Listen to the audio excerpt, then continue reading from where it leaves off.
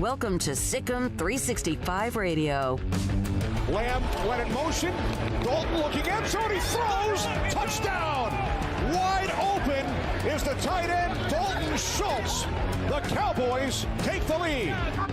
Sic'em365 Radio is presented by IdealMRI.com. High-quality MRIs for $497 or less. IdealMRI.com. Your health is important, so is your budget. Playing 4 quarters is the first piece. So starting fast, that was something we were fighting early on, and I feel that we've improved in that area. There's still games to go where we can excel there. The 3 o'clock hour is sponsored by Waco Custom Marketplace. Meats, sweets, Texas treats, and a cut above the rest. 425 Lake Air Drive, Waco. Second and goal. Watson nowhere to go. Steps up. He's going to try to keep it inside the 5. Lowers the shoulder, and he takes it in. What a run by Deshaun Watson. Now here's David Smoke, Paul Catalina, and Craig Smoke. Many things to get to right off the top of the show today, including your calls and feedback. And that number is 254-339-1122. Good afternoon, Sic'em365 Radio on this Thanksgiving week, and we'll take you up until 6 o'clock. We'll hear from Baylor head coach Dave Aranda. A couple of notes from him earlier today. We'll have that in just a second. Also, my one-on-one with Coach Aranda today at 4, Phil Bennett at 5, High School Players of the Week at 4:45. We'll also hear from Rick Rhodes, former head football coach that led them to 3 consecutive state championships and the loss of one of the great players ever in Central Texas high school history, the loss yesterday of Trayon Smith, and his thoughts about Trayon Smith, the football player, and also the person that rocked Yo Nation yesterday. There's also much to say about Baylor's men's basketball team, what's going on with that. The Cowboys with a huge win, and some of you maybe like that or not, I don't know. Craig Smoke to my right, Paul Catalina. I'm David Smoke, CJ, Jack, and Armstrong, all of them running the mothership today. Let's start with Baylor. I just received a text from Baylor men's basketball athletic communications, David Kay. They will not be making the trip to Connecticut. They will not participate in the Mohegan Sun or the Empire Classic. And so all of the buildup, and here comes Arizona State. They say, we don't want to go because Scott Drew's announcement about COVID. And then now Baylor's the one that won't play. Villanova, Arizona State, I forgot the other, we'll move on. I think Oregon is now opting out perhaps of the tournament as well. You guys, your thoughts? If this has happened before there's been one game, how often are we going to see this? It's going to be 10 times worse than college football? Well, I mean, because they have to play multiple games a week and there's all these things. I mean, look, the NBA got through a basketball season without any serious problems because they put everybody in a bubble. Well, college basketball has a lot more teams and a lot of location, and that's not really feasible. They're going to try to do it for the NCAA tournament, but, yeah, I think we're just going to see this a lot. I mean, it's just going to happen, and especially right now when we're in this gigantic spike of infections, everybody's going to try and err on the side of caution, which is clearly what's going on. I mean, I do think that maybe, people are being a little bit too sensitive, but I know that litigiously they probably can't take the chance. I think this is just the start of what to come to expect, unfortunately. And, there's kind of been some thoughts about that with basketball season on the horizon and the problems that football has had here as of late as the Pac-12 and the Big Ten joined over the last month. And you saw all these different cases popping up in the SEC and all the game cancellations. I mean, if that's in-house and in-conference, how in the world is basketball going to work outside of conference with these tournaments? I just don't see how you're going to avoid a lot of incidents like this where a team's, they basically got voted out. Like, they got thrown off the island of this tournament is basically what happened and got ganged up on a little bit. And so, when you're dealing with all of a sudden some Pac-12 schools and you're having to give them your Big 12 logic, but they're looking at it from the Pac-12 point of view, and then you also have teams from other conferences mixed in as well who take it to their own varying degrees, I just think it's going to make for a messy situation and trying to figure out these tournaments in particular. I agree. It's going to be like this. And Oregon, again, will not play non-conference games at the Mohegan Sun as originally scheduled. And I don't know if that means if that's the same tournament or there are actually other games. It's a moving parts. I saw where Duke's game, I think, with Gardner-Webb may not be played. And there's going to be others along the way. But let's also look at it this way. We know this might happen daily. This is a gut punch to college basketball. It's a gut punch to Baylor and their men's basketball team because of how highly ranked they are, 1 and 2, depending on what poll you look at. A hell of a team coming back. And Scott Drew announces, and then also they are separated. There's been 4 days in a row of no positive tests among the players and other staff. And you're right. It's just, this is almost split. It's not along political lines. But it's almost as if you have some that go, okay, everything's been taken care of on there. Scott Drew won't make the trip. Go play. And there's some, oh, my God, we can't even be in the same state as them. Yeah, that's why, and there's differences to all the situations and all the sports. Let's look at what it means to Baylor men's basketball. But what it means to Baylor men's basketball is like this is a team that is really raring to go. I mean, they're number 1, number 2 in the country. So what it means to them is they're going to have to wait until they start, and they're going to have to, maybe they figure out somebody to play closer to home that's not as worried about it as Villanova and Arizona State or whoever.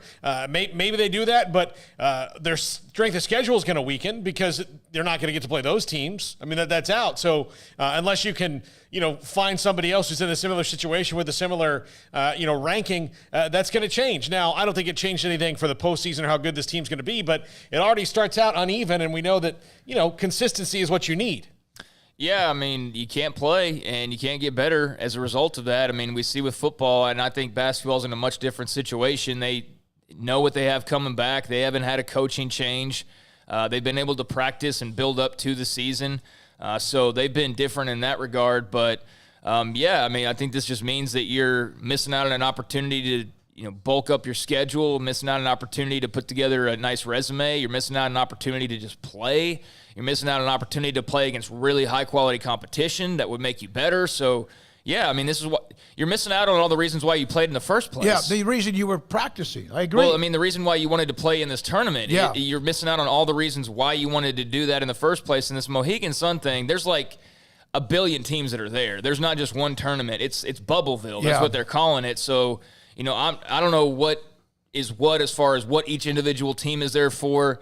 But, as far as, pulling out of the Mohegan Sun, that could be one of like 75 teams that are there or supposed to be there right now. So they were going to play Arizona State, 18th in the country. They're going to play probably Villanova or Boston or Seton Hall's in less than a week.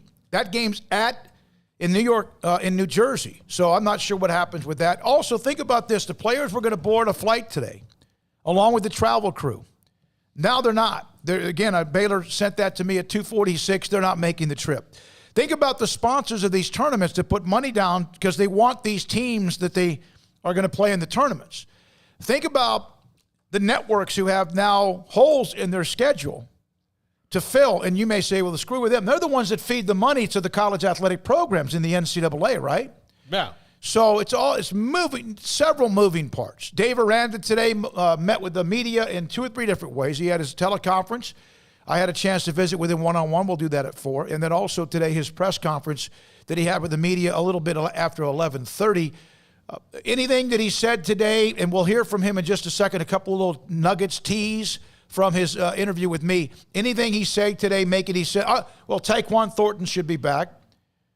Lovett should be back. Ben Sims should be back at workout starting tomorrow. That was a big one for me, was just knowing that those guys will be back. I would love for Tyquan Thornton to be able to make some type of an impact before this season's over, but he's only got 3 games left, and we've got a very small sample size, but he was not involved really in any way, shape, or form. Ben Sims has had a good year, but he's also missed now a couple of games. So he'll be, I think Sims and Dabney at tight end is something to really look forward to the next couple of years. So, play around with that these final 3 games and see what you can do there. And then, obviously with Lovett, anytime you can have a veteran running back there, I think he could have done maybe a little bit more damage than Quaylon Jones or Tay McWilliams the other night. Not much, but he could have maybe just being an older veteran, maybe done a little bit more. So that's all good news. The other thing that was of interest was the use of Terry. With that news over the weekend that he had opted out the remainder of the season. And I guess on the conference call, Dave Aranda said that Yusuf's got a lot going on at home, I guess, and it's more of that than anything else, although everybody's original reaction is to go, see, Aranda's losing the team, and the whole thing's falling apart. And no, actually, it's just that Yusuf Terry brought a lot of family issues with him. If you'll remember, he had the passing in his family pretty much right before he came, and that played into, Matt Rule and them recruiting him, trying to get him away from his hometown and trying to get him, a little bit away from just where he was, and I guess that's still, having an impact on his life. So that was nice to have some clarity, I guess, in regards to use of Terry. All right, so we have that. And then I asked Dave Aranda today about the players who have thought about opting out, those who might be opting out, those who will opt out, and even some of the decommitments. Yes, they had Roderick Daniels of Duncanville decommit over the weekend, and I asked him about that. And is it because of just losing or not winning? And he'll answer that for you. And the use of Terry thing, he didn't say it's a done deal, but he said that there are some things. He gets into that with me, which we'll have today at 4, on some of the things that maybe you and I, or you and me, or us, that we may not think about when it comes to what these players are dealing with this particular year, with parents and families losing jobs, and who's going to make the money, and who's doing this and that, even though players are on scholarship. Just something to think about when we have that interview with him coming up today at 4. We got to get a couple of calls again. Treon Smith, they're both gone. Yeah, 254-339-1122. Treon Smith, I mentioned off the top. He's the all-time leading running back, rushing yards leader, touchdowns leader in Central Texas history. He drowned yesterday with his cousin. It was a horrible story. Corby, the mailman, sent me a text yesterday evening, and I just sat there and looked at it, stunned, because Treon Smith, we used to refer to him as the alpha dog, as a great player that led them to 3 in what was about to be 4 consecutive state titles before he was hurt in that game against Brock down in Houston. Yeah, that was really sad news. It's been a sad year as it is, and just feels like, another hit. And, man, I just really feel for the Smith family and all involved there, the Yo family, because you've got the holidays coming up. Yep. And it's going to be, I think the holidays are going to be harder this year for people than they've ever been before. And, the only people that maybe would say otherwise were those that are, still living from the World War II days, basically. And there's not many of those people left, unfortunately. So I think we're about to deal with the most stressful kind of holiday stretch we've had in quite some time, maybe in all of our lives. And to have a loss on top of that, it's so tragic. He was so young and a very talented player, and just awful story. We'll hear from his former head coach at Yo, Rick Rhodes, today at 3:40. We'll also hear from Mart and Crawford, Kevin Hoffman, and Greg Jacobs, update you on who's still involved in the playoffs, what teams have ahead of them, the players of the week, and much more.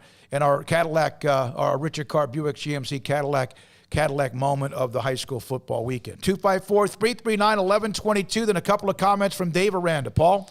Statman, thanks for your call. You're on SicEm365 Radio.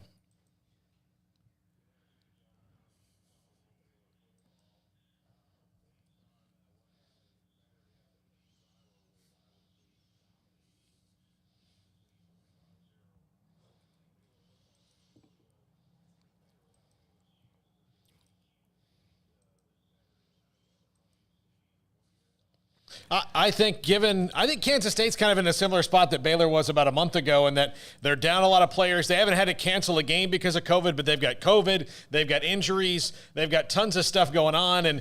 And so, while Baylor's been the victim of all that this year, I think it's kind of turned around. The opponent is going through it, which everybody's probably going to go through their ebbs and flows this year. So, yeah, I think so. I think that they should feel better about it. And Kansas State didn't look like they were even remotely in that game the other night. There's been some chatter about K-State, or at least there was earlier in the year when they were like 4-1 or 4-2 or whatever. I haven't bought them this entire time, and I just haven't seen anything that's been all that impressive. Their defense, sure, a couple playmakers here and there, but like anything that stands out to you from pretty much anybody else that you watch, not really, no. And I've been saying now for the last couple of weeks, it's awful offense. They can't do anything if Deuce Vaughn can't do anything, and Deuce Vaughn didn't do anything on Saturday. So you bottle him up, and you're pretty much telling K-State, hey, have your shot at us, and there's not much that they can really do. So I think this is a very winnable game, or not, very in terms of what we've seen this year. It's a winnable game, guys. It's a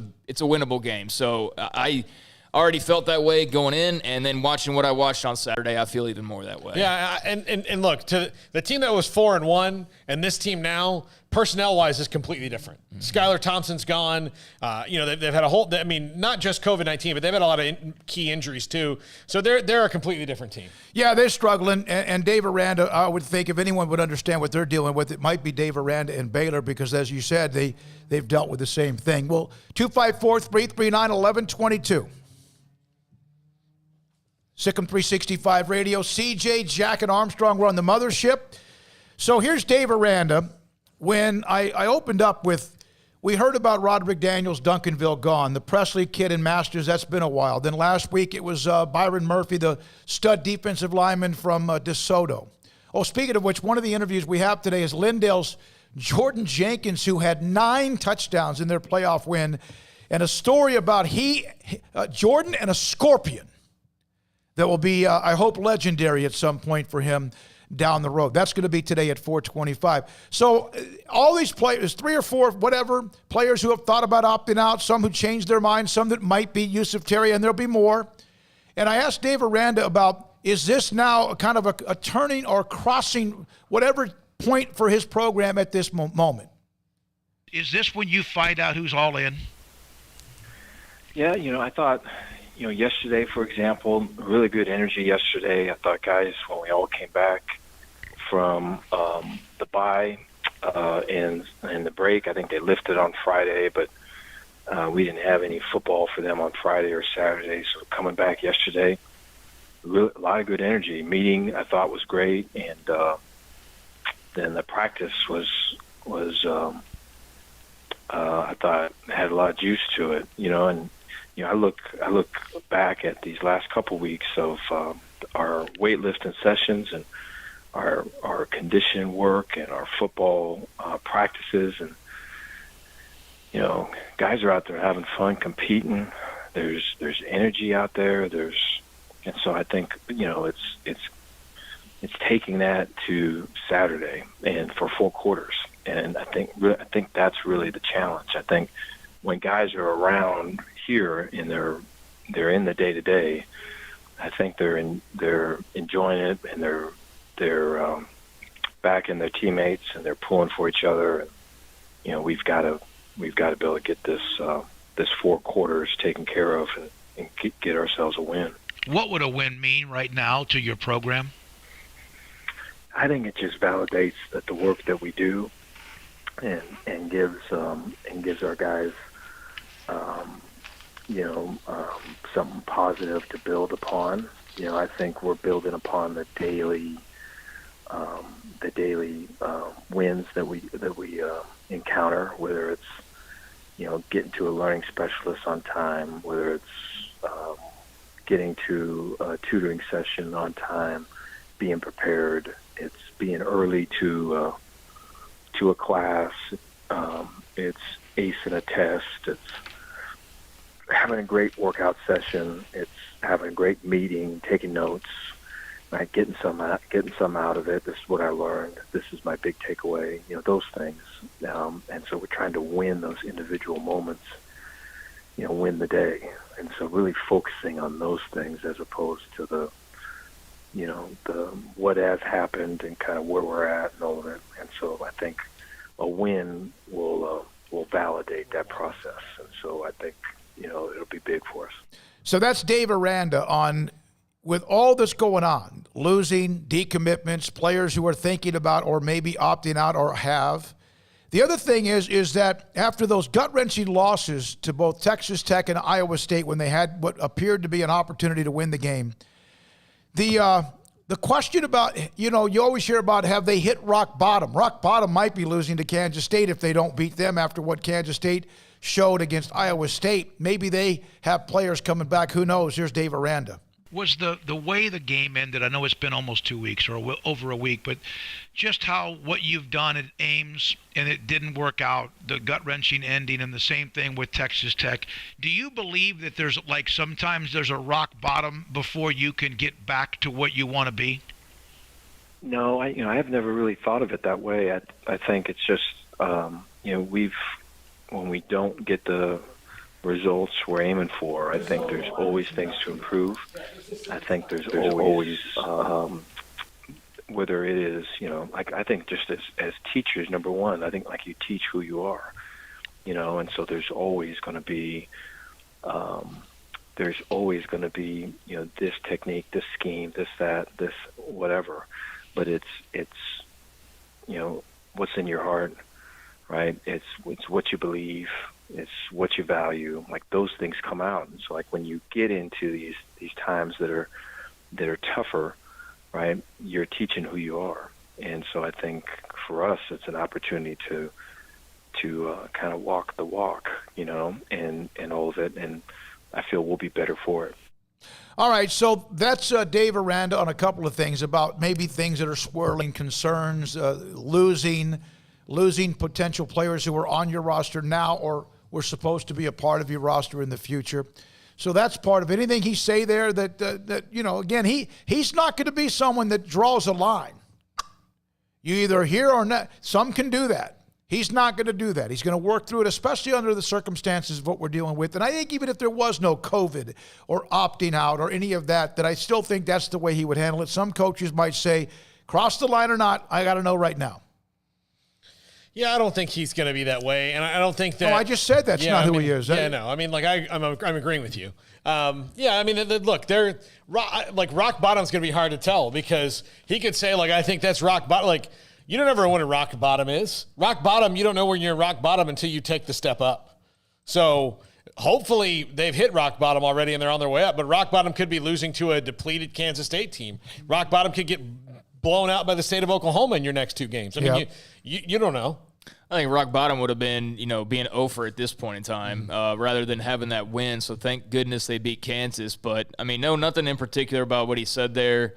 I just, think they got to stay the course, as boring of an answer as that sounds like. And, some guys are going to decide along the way that they don't want to be a part of it. Well, best of luck to you in the future and wherever you end up because this isn't going to be for everybody. Matt Rule's way of doing things wasn't for everybody. Art Brow's way of doing things wasn't for everybody. I mean, and just go program to program, coach to coach. Everybody's different. So Aranda's going to do it the Aranda way, and I think he's probably still in some ways figuring that out because it's, a small sample size at this point, and these are all issues he's dealing with for the very first time pretty much, as far as being a head coach, players being unhappy or things like that. You deal with that as a coordinator as well, but dealing with it as a head coach is an entirely different ballgame, especially given the settings that we have right now. So, I think he's staying positive and staying the course is really all you can do right now. Cowboys won yesterday. It was their best game of the year. They still could have lost the game, but I thought I saw, based on how they played, some physicality that was amazing, the way that not just Wilson but many others. I thought I saw that was a hell of a football game between the Cowboys and the Vikings. CeeDee Lamb flashed his God-given ability on the touchdown catch. Former Baylor's John Weeks played at his 170th consecutive career game, breaking the Texans franchise record that was set by Andre Johnson of 170 consecutive games. And then also Xavier Howard with 2 more interceptions, 6 now for the year. The Dolphins corner, one of the top paid players in football, former Baylor cornerback with 6 interceptions. And the Browns are 7-3, their best start through 10 games since 1994. Pretty crazy. I remember 1994. It's my freshman year in high school. It's a long time ago. Yeah, and that I don't recall really anything about the Browns during that season because I was too young to really remember too much of that. I remember the Cowboys being good and winning the they won a Super Bowl. Did they that year? No, 49ers won in 94. 49ers, yeah, it was in between the 3, yeah. So, anyways, I remember that pretty well. My headphones are all jacked up looking at the screen over here.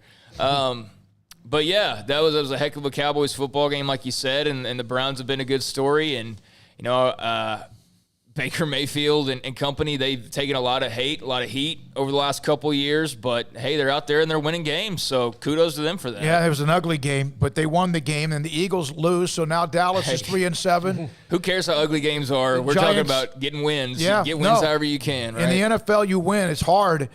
So Washington, Dallas, and the Giants are 3-7. Washington, Dallas Thursday, which could be for the lead. In the NFC East, the Eagles are 3-6-1. Especially the Eagles haul off and lose again. I thought, And the Eagles are only in first place right now because neither of them are the Bengals, and much love to Joe Burrow, I feel bad about him, but couldn't beat each other. I saw a tone change of the Cowboys fans yesterday, though. I heard it. I felt it. They're like, man, if we play like this every week, we can win playoff games. But they can't.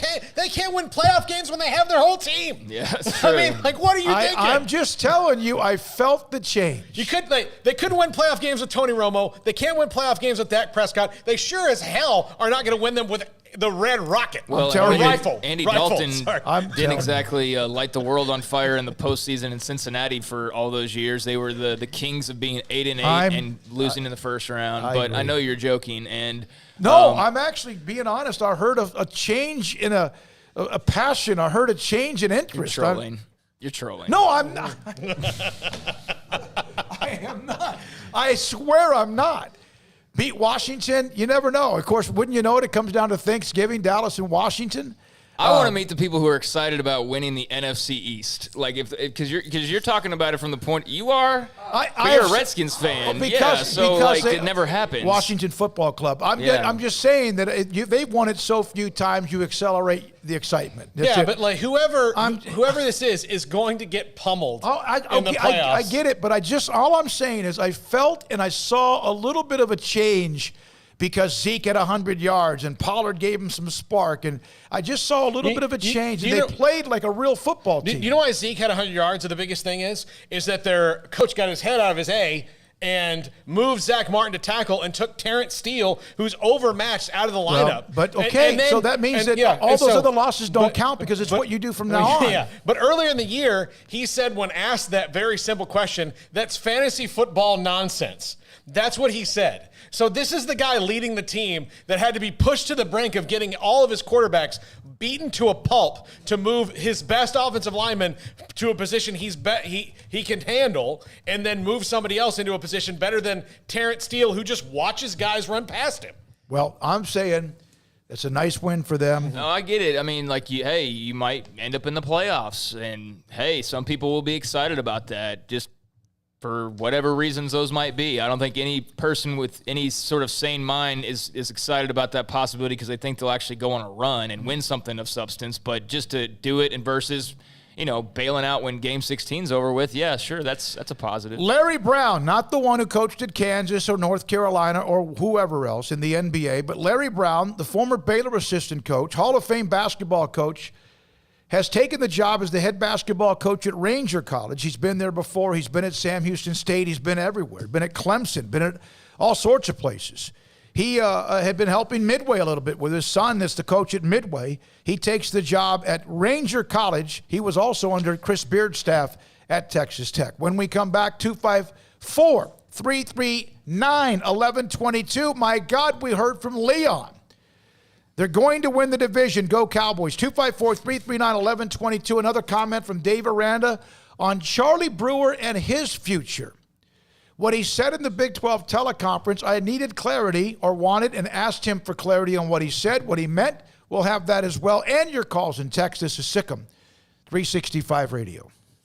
Richard Carr, Buick GMC Cadillac. They've got the Christmas savings event going on right now, which means a ton of great deals can be yours, and you can save a lot of money while purchasing a new vehicle at Richard Carr. It's the most wonderful time of year to save on all big remaining 2020 vehicles in stock, plus the incoming 2021 models of the GMC Sierra. And Sierra is a truck with it all, power, first-class seating, unbeatable technology.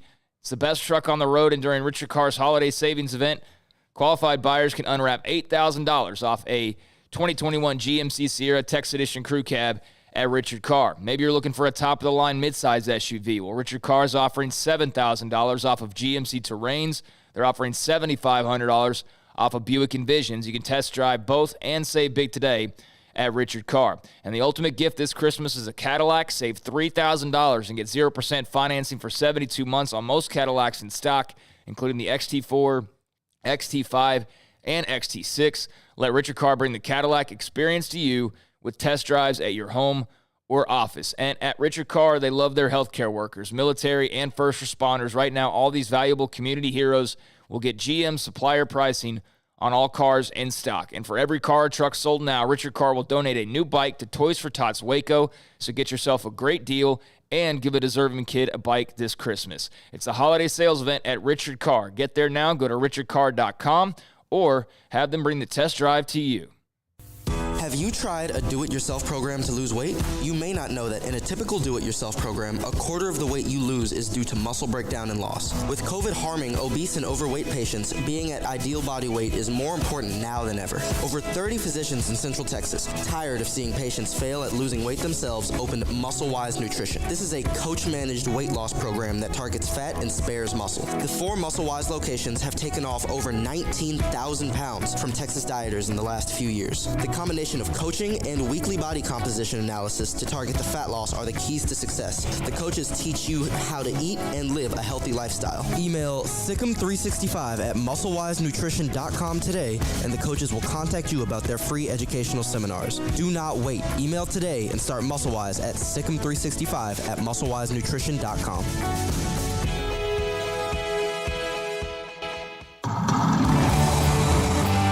It's the heat of the summer, but the real heat is what you're cooking on the grill, smoker, or in the oven. So Waco Custom Marketplace can be your go-to playmaker for summertime grilling. You can't go eat anywhere else? Be your own chef with custom ordered and cut ribeyes, sirloins, fillets, New York strips with a focus on high-quality beef at a competitive price. Waco Custom Marketplace also has fresh deli cuts with sliced turkey, ham, pepperoni, or corned beef. Waco Custom Marketplace also your home for the freshest seafood in town. Salmon, shrimp, mahi-mahi. Great priced chicken products, whole birds, tenders, chicken breast, and wings. Waco Custom Marketplace with smoked items unique to Waco.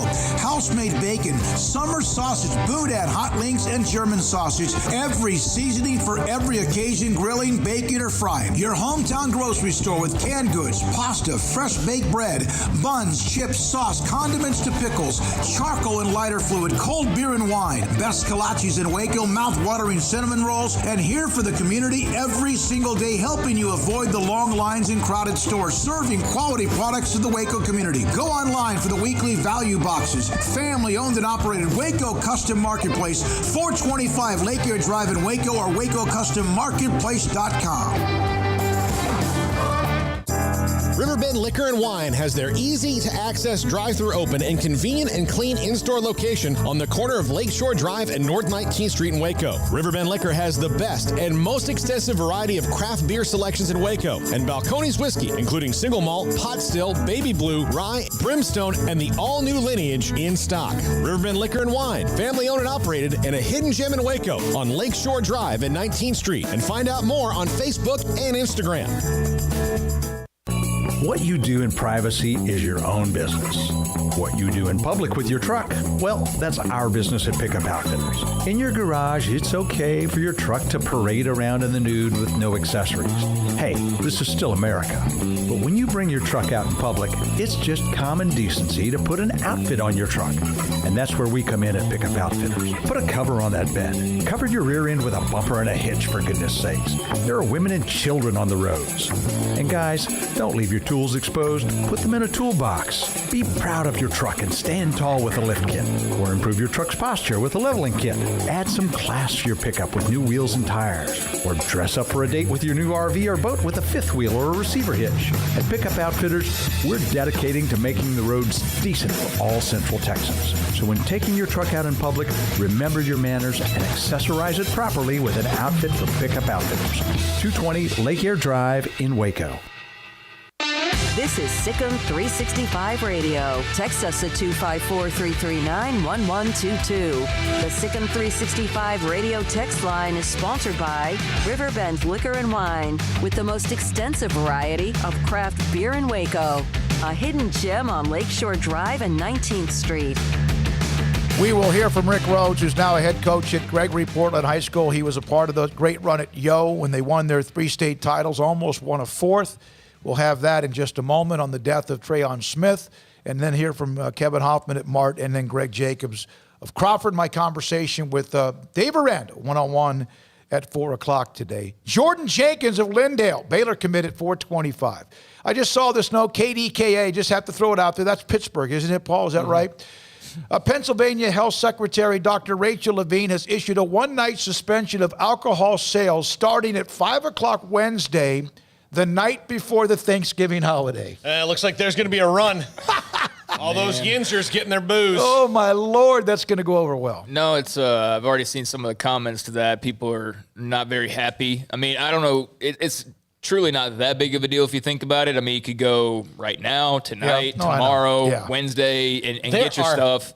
Apps where you can have it delivered to you. Yeah. So, I mean, that shouldn't be an issue, and people have 3 days to figure out how to get their booze, but there will inevitably be the guy on Thanksgiving who runs through everything that he bought thinking that he had enough, and at like 11:30 at night would be like, we got to go get before, and there's not going to be that available, and that's going to be a problem for somebody. I can guarantee you some people in Pennsylvania are going to not see this news and have to go make that. Uncle Cliff doesn't have his old That's where you better hope you like your neighbors. Yeah. Uncle Cliff doesn't have his old granddad. Yeah. Right. So, better get that figured out, folks in PA. But, weird Thanksgiving coming up. We'll have Rick Rhodes momentarily. This is a comment. So today on the Big 12 teleconference, Kirk Bohls asked his questions, several of them, and that's fine. That's what it's for, because that's the only time he's going to get him. And one of them was about Charlie Brewer, and he goes, do you think Charlie Brewer will be back next year? And I don't know if you guys, we don't have a lot of time to do this, but it sounded as if Dave Aranda, I don't know if he was non-committal or just the way he answered the question made me think, when I get him in a minute, I need to have clarity on that. Yeah, I took it as they clearly haven't discussed it. Yeah. They haven't brought it up. And again, why would you really... Everybody wanted to know that at game, like when they had the rule, like, oh, does that mean Charlie's coming back? Yeah. Well, why don't you let him play the games and see if he wants to?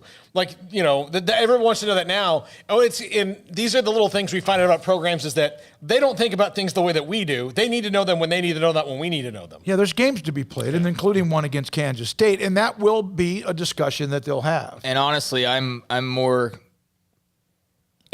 concerned with whether or not Terrell Bernard comes back, whether or not Jalen Petrie comes back, and a few guys like that. With Charlie, I think if he comes back, that's fine and great. And I think a full spring would do world of wonders for him. An offensive line that's got a full spring together, I think, would do a world of wonders. I think that would be a big deal. At the same time, I mean, he has been around a while now, so like if he decided to move on, I'd be understanding of that, and I wouldn't sweat it too much, but. It's going to be funny is, like, let's say Charlie Brewer decides, I'm going to go, play another year of football. Because, really, let's be honest, what are his options? He's not going to the NFL. He's not going to the NFL.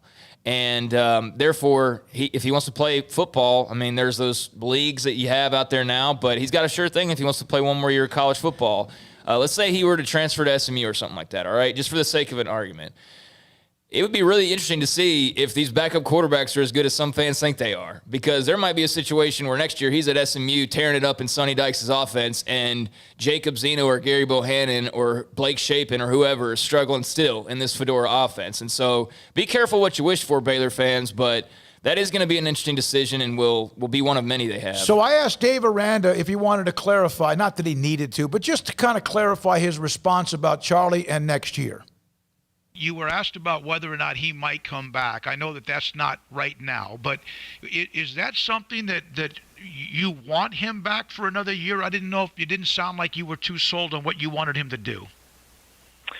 No, yeah, I'm a big fan of Charlie, and I look at there's a fair amount of guys that that are in that position of, whether it's Ebner or Lovett, or there's a fair amount of guys, and so I think the more that we can get our guys back, and if they're willing to come back and compete and be on our team and contribute and all of it, would love to do that. And so from my perspective, it's I love this team, and let's get better, and let's do it together.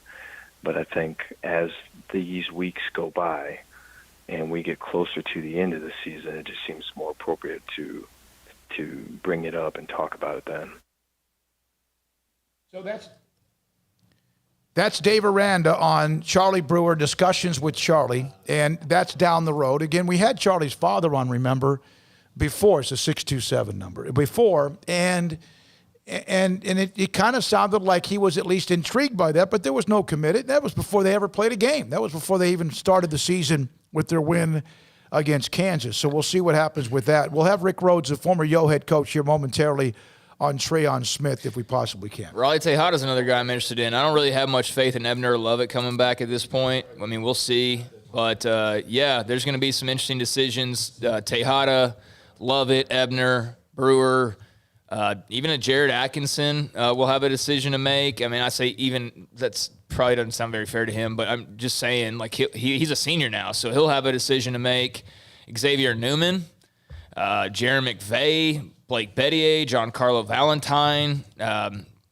I mean, William Bradley King, there's zero chance he's coming back. But, yeah, there's going to be a handful of guys that'll be interesting to see. And Charlie's one of those that I couldn't really call it right now, just feelings-wise. But, Lovin and Ebner, I feel like, yeah, they're probably definitely gone, right? I mean, if you had to guess right now. Yeah, I would think so. Yeah, I would but think with Charlie, I don't know. But you don't know. You never know what might change. Sure, yeah. So we'll see. Yesterday evening, Corby, the mailman, sent me a text. The tragic news that Trayon Smith, the former and record-breaking state champion running back at Yo High School, had passed away in a drowning incident with his older cousin, Desmond Williams.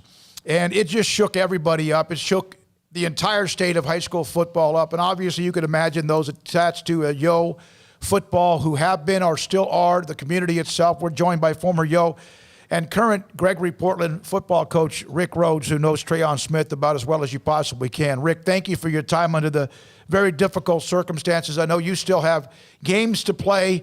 Your thoughts when you heard the news, and just what did Trayon Smith mean to you and the Yo football team? Well, obviously when I heard the news, David, I was heartbroken. And, it just really one of those things that, just hits you in the core and just, hard to get over. But as far as what Trayon meant to the Yo football program and stuff, Cameron Yo's got a great tradition and that's a part of Cameron is Yo football. And, we were very fortunate and that we were able to bring a lot of success to Cameron, during 2012, 13 and 14 and 15 and Trayon Smith was a big portion of that. We wouldn't have been able to do what we did in those years without Trayon Smith. And so he's obviously a big part of, a big part of Yo football, a big part of that community, and a big part of everything that goes along with Yo football. It was not just the fact that he was one of the, best players that you probably ever coached, but he had a light about him, an attitude that was pretty contagious, didn't he? Oh, absolutely. That's the thing that I really hope people remember is that not only was he a great football player, but he was a great kid. And you're right. He had a real light about him that just shined all the time. He always had a smile on his face. He was a great teammate to his teammates. He was a great friend to the people that knew him. My daughter graduated with him, and she just, she told me about a situation where she was a new kid in a class, and Trayon invited her over to come sit by him, and they became really close friends. That's just the type of person that he is. Coach, I guess when you first think of Trayon from a football perspective, is there a play, a game, a performance that stands out to you, like one that immediately comes to mind? I know he had so many, obviously. That's why he's the Central Texas all-time leading rusher. Yeah. But, I mean... his senior year, we played Refugio in Cameron, and Jacob Smith, our quarterback, got hurt right before half and wasn't able to play the rest of the game. And Trayon just took the game on his shoulders. And basically, won the game all by himself. I mean, he had some unbelievable runs, in that second half when we really needed him. And we were able to win the game because of what Trayon Smith did that night. He is, I called him the alpha dog, and I hadn't called many. There's others, but I haven't called many players the alpha dog. Would you describe him as that? Is that what you would describe him as? Yeah, I would just describe him. He's the type of player that doesn't come along very often. Mm-hmm. And, he was at the right place at the right time, with the right team. And because of that, he was able to do a lot of great things. And because of that, we were able to do a lot of great things, as a football program. But, certainly he was the driving force behind, the team, the success that the team had all those years. And not that he was a one-man team, because there were a lot of kids that contributed in many, many ways on those football teams. But he certainly we were able to do what we could, because of the things that Trayon Smith could do. What have you heard from some of your former players here in the last day or so? Well, I think everybody is just, everybody's just heartbroken and just, reeling over the news. You just, a 23-year-old young man, that goes to be with the Lord, that just, it's way too soon. And especially someone that meant as much to the community as Trayon did. He was among the top 20 and will always be among the top 20 running backs of all time. Some will have more yards before it's all said and done. He scored 14 or whatever touchdowns, 17 touchdowns. And of course, the ending to his career was that run against Brock when you guys were in control of the game and then about to win a fourth consecutive state title. And I remember how he handled that. Remember how he handled such a tragic ending to his career.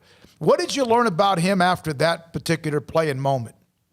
Well, I just knew what a great young man he was, because he did handle that with dignity and in class, and a situation that would make a lot of people really bitter and really angry, and he never expressed that. He always was very humble, very just a good kid that had a great attitude, that was just loved the game of football and loved playing the game of football.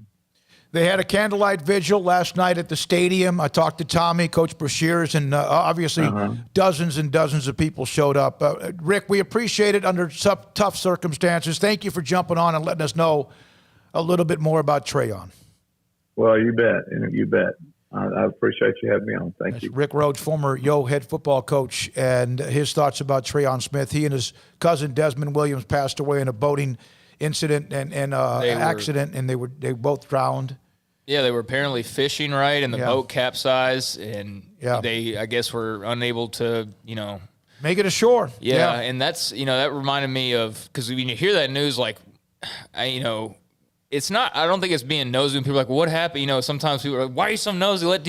But it's just like, somebody that young passes away that quickly like that, you're just like, well, man, what in the world happened? Like, how could that happen? A car accident or what? And you read that part, and it reminded me almost immediately of Naya Rivera, the actress who passed away with her young son. She rented a boat, went out on a lake, and it was just a windy day, and I guess got into the water for whatever reason. I don't know if something fell off or were just swimming or whatever, and just couldn't get back to the boat when she needed to. She got her son on there, thankfully, but I'm not saying those situations are exact, but. Yeah, it's just dangerous sometimes, and man, it's such a tragedy. It's so sad. So, man, it hit me. There's no question about it. 7,620 rushing yards, 704 points scored in his career, 117 touchdowns in his career. Would have been 4 state titles, and Brock then came back and won the game in the second half. There's a lot of the great names on that top 20 list, and I've been fortunate to be able to cover many of them. And unfortunately with him, Trayon Smith and Desmond Williams have passed away. When we come back, we'll check in with Kevin Hoffman at Mart. Also check in with Crawford's Greg Jacobs. They both continue to win. Tomorrow we'll have China Spring, Brian Bell, and also Lorena's Ray Briles. Wednesday, Don Hyde of La Vega, among others. And this is Sic'Em, 4 o'clock today, Dave Aranda. At 4:25, Jordan Jenkins, 9 touchdowns in Lindale's win, a Baylor commit. And where is he when it comes to his commitment to Baylor football? Sic'Em365 Radio. Muscle-wise nutrition. What does it mean? It means there's a way that you could possibly give it one more chance to lose weight if you've tried it all. Muscle-wise nutrition is about 30 doctors who got tired of seeing their patients just lose weight, but not the right way, but lose weight, but a lot of it was their muscle, which is not what you want to do. If you want to lose weight, lose the fat, leave the muscle alone. Do-it-yourself diets that really sometimes you don't know exactly what you might be doing, but you're happy because you're losing weight. But 25% of most of those do-it-yourself diets, you're losing 25% of the weight could be from muscle breakdown and muscle loss. So Muscle Wise Nutrition. It's a coach-managed diet program, losing substantial weight. In fact, I was talking to some of the doctors there, and one of them told me that Muscle Wise Nutrition has had over 19,000 pounds of weight loss from Texas dieters in the last few years. Combination of coaching, weekly body composition analysis to target the fat loss, keys to success, and also helping you learn how to eat and live a healthy lifestyle. Here's how you can get involved. You say, I've tried it all. Well, here's how you can get involved and get a hold of one of these coaches. Sic'em365 at musclewisenutrition.com. Call one of them today. Email one of them today. They'll email or call you back. Sic'em365 at musclewisenutrition.com. Experience award-winning service and expert advice on Ram at Allen Samuels. We'll make sure your Ram experience is everything you expect and more. Now, during the Black Friday sales event, new 2020 Ram Lone Stars feature employee pricing for all, plus 0% for 84 months or up to $3,750 in values. Get an additional $1,000 if you own a competitive brand. No trade-in required. Ram from Allen Samuels. With more than 160,000 alumni worldwide and counting, the Baylor family is growing. And through the university's expanded Baylor alumni program, the family is growing closer. With hundreds of local volunteers planning events in cities and towns around the country, you can gather with fellow Bears no matter where you are. So, get connected, get something started, get involved, and make plans to get together with Baylor alumni. Visit us at baylor.edu/alumni. One size fits all. That may be all right for an adjustable belt or cheap sunglasses, but when it comes to your financial needs, no one wants a one-size-fits-all strategy. Ben Erlinson, your Edward Jones financial advisor, knows that his most important goals are yours. That's why he takes the time to understand your needs, knowing you. That's how Edward Jones makes sense of investing. Ben Erlinson, 100 North 6th Street in Waco, 254-759-8533. Edward Jones, member SIPC. At Ideal MRI, we feel blessed to be part of the Waco community. We're a small family business here in Central Texas. At times like this, the cost of healthcare has never been more important. And unfortunately, significant illnesses and injuries still occur. And that's why Ideal MRI is open and here to serve you through this difficult time. So if you need an MRI, ask your doctor about Ideal MRI. You can schedule online in minutes at idealmri.com or call 833-IDEAL-MRI.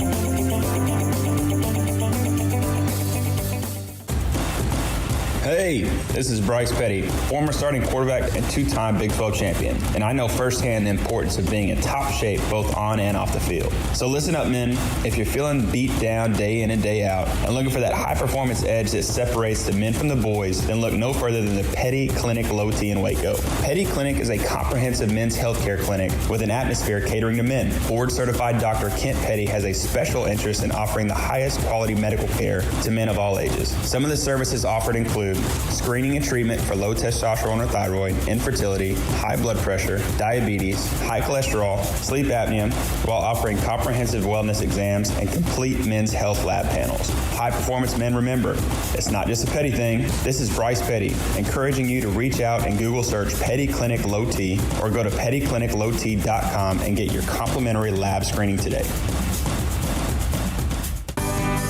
Texas Farm Bureau Insurance in McLennan County takes pride in backing Central Texas football. Our agents would like to help with your insurance needs.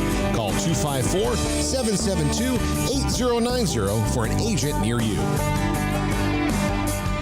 Hi, this is Mart High School football coach Kevin Hoffman, and I'm a proud listener and supporter of the all-new SicEm365 Radio Show with David Smoke, Paul Catalina, and Craig Smoke. This segment with Mart Panthers football coach Kevin Hoffman is sponsored by Texas Farm Bureau Insurance, U.S. Army Waco Recruiting Company, Southwest Sports Medicine, First National Bank of Central Texas. Kevin, what was it like to play football instead of practice and just, you actually played somebody, win the game against Lovelady 48-12. Your thoughts? Yeah, it was a long time coming. It was actually, since October 31st, so it was 20 days since we played a game, and with kids and the coaches and everybody, fans, everybody, we just wanted to play a real game and get out there and have fun and do what we do. And it was a great night. When you don't play that long, and now that you've been through that and then you played, and there's going to be some things that aren't quite as sharp, and then again you're going to be healthier and rested. Is it kind of a give and take on that? It is. We're definitely, we're able to get some kids back. We had 2 players that got hurt back in week 2 of the season that were able to come back, and both of them played. But then again, we with this COVID and quarantine and stuff like that, we had 3 starters that were sitting at home. So, it's one of them deals. It's one of those years where you don't know who you're going to have from week to week or day to day or any minute of the day. So, we're just glad and happy and fortunate that, we're playing and we're still playing. Yeah, you are, and you took care of business. West Sabine, a team that has some firepower. They're 7-5. They just won their game against James Bowie. They played Lovelady earlier this year, lost by 10. They played Tenaha. We know they're pretty good. And then even Hemphill's pretty good, and a couple of others. Beckville's still playing. So they've played some good people. They have, we played West Sabine a couple times, years ago. So we are familiar with them. Some of the coaches there, they were there then, they're still there. So, we're familiar with what they got and what kind of talent they got. And, we spent the weekend watching film on them, and, they're very talented. They got a lot of speed on the field, and they get after you. So, there's a reason, that they're still in the playoffs at this point. And we're expecting a good, hard, tough opponent. I think their quarterback has put up some pretty good numbers, Quentin Smith. Your thoughts about him? Yeah, the kid he can spin it, and he can make all the throws, and then he can run. You sit back there in the pocket, and he can get out of it, and if you don't have him contained, he can make you miss, and he can go with his legs too. But he likes to sit back there, and they like to throw the ball around, so it ought to be fun. Back to what you said, as you played with guys who hadn't played since early in the year because of injuries, and then turn around and there's some guys that can't play because of COVID. What have you learned about young people this year, Kevin?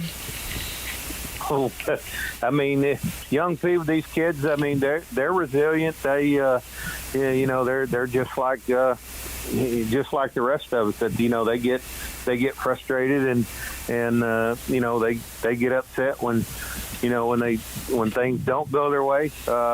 But they're tough kids, and they understand that that's the way of the world right now, and that's the world we're living in.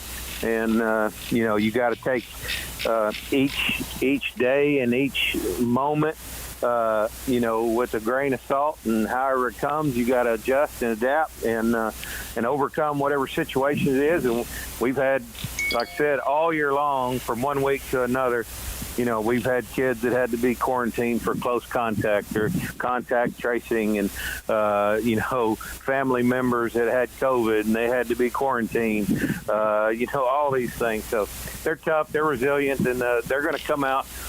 When all this is over, they're going to come out the other side of it better people for it. Hi, this is Crawford AD head football coach Greg Jacobs, and you're listening to SicEm365 Radio with David Smoke, Paul Catalina, and Craig Smoke. This segment with Crawford Pirates football coach Greg Jacobs is sponsored by Texas Farm Bureau Insurance, U.S. Army Waco Recruiting Company, Southwest Sports Medicine, MP Electric. Greg, you continue to take care of your business, and again, the good thing about it is you've had some ups and downs as far as the scheduled delays, whatever, and we know how the end of the regular season, but you took care of business. Where are you now? Do you kind of feel like you're kind of back in rhythm after playing a game? Yeah, I think so. I think we're back into our routine, and we want to try to continue that, even though it's a Thanksgiving break right now. We're trying to follow our routine as closely as we can, so we don't get out of sync. And I think the the kids are going to be doing a good job getting back into that routine. So, yeah, we're feeling good about ourselves now. But you definitely don't want to have that taste of Thanksgiving without just turkey and not football, right? Absolutely. I mean, that's why we're working out early in the morning. We want to get our minds right off the bat. So you take on Alvord. I know their record is deceiving. I think 7-4. They've played some pretty good people. Italy was, I believe, 10-1, and they smoked them pretty good. Do you see anything that they're doing differently? Yeah, Alvord's, they're a very well-coached team. They're very disciplined, I think, on defense. They're very opportunistic. Their quarterback's really, really good. He throws the ball really well. He's a dual threat as well, and they have some receivers go along with it. So, they're a young team, but they're well coached. You can tell. They're pretty sound in what they do, and they just take advantage of any mistakes that you made. And Italy made a few mistakes, and they capitalized on it. In all honesty, the fact that you're practicing, and that's something that at Crawford you have been used to, not every year. There are, in fact, recently, there's been a couple of weeks when you weren't playing on Thanksgiving week or during Thanksgiving week or practicing during that week. How important and how much fun really is it to be in this setting this week and knowing, especially since you've done it so long and then had to take it away to get back to that point? Well, it's exciting to get to do what we all enjoy doing. All these kids here love playing the game. And the good thing about this bunch is they enjoy practice as much as they do playing. They know that practice will make them better, and so they're willing to take that time and effort. So they look forward to it, Each and every day that we go out, they're excited about it. They've got good attitudes, and we try to be as productive as we can each day. Is there any concern at all about looking ahead in case there's a rematch in that classic game you had earlier? We've been preaching all year. Each and every day is a day in itself. We don't worry about anything in the future. And I really try to encourage those kids to realize that let's take care of today. Let's take care of what we can control. And, we've never even mentioned anything like that. I think they just worry about what we got to get done today, and then we'll go ahead with whatever happens the next day. So we're trying to stay focused on that. We'll just take it a day at a time and try to accomplish a goal for this week. Stepping into the boots of a U.S. Army officer can add confidence and leadership skills to your son or daughter's career path. See all the things they can achieve in our boots at GoArmy.com. U.S. Army Waco Recruiting Company, 254-598-8131 or 254-776-1543. Bird Culture Ford has been in Waco since 1936. Ford, the #1 selling truck in Texas, 43 years running. And Bird Culture Ford proudly supports high school football in Central Texas. And no better way to tailgate with a Ford than from Bird Culture Ford. And are there better vehicles to tailgate with than the Ford F-150 or the Ford Expedition? And of course, you can get them new pre-owned Bird Culture Ford. Our sponsor of the Ford Tough Player of the Week, locally owned dealership. Online at bkford.com at 1701 West Loop 340 in Waco. Bird Culture Ford.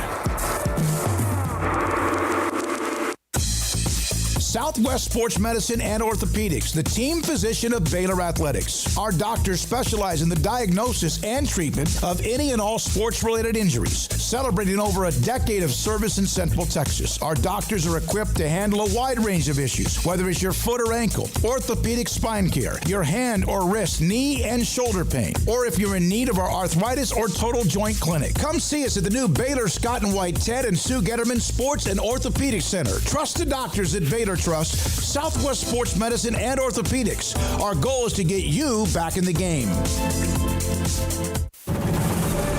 MP Electric has developed a quality-oriented electrical contracting service in more than 20 years in the industry. Led by President Mark Perry, our electricians go through a 5-year apprenticeship program, are licensed by the state of Texas, and getting continuous education annually upon renewal. In great part, the success of MP Electric lies with its management and professional expertise of its employees. All of our employees share a dedication to quality and commitment to serving the needs of our customers. For new construction and remodels, parking lot, lighting and surge protection, landscape lights, security lights, troubleshooting, and repairs for industrial manufacturing, food and beverage, paper and publishing, heavy industry, cement and rock crushing plants, water distribution plants, and utilities. For 20 years, MP Electric has serviced industrial, commercial, and residential products. We do service right. MP Electric Inc. at 1890 Galaxy Road, Waco. MPElectricUSA.com.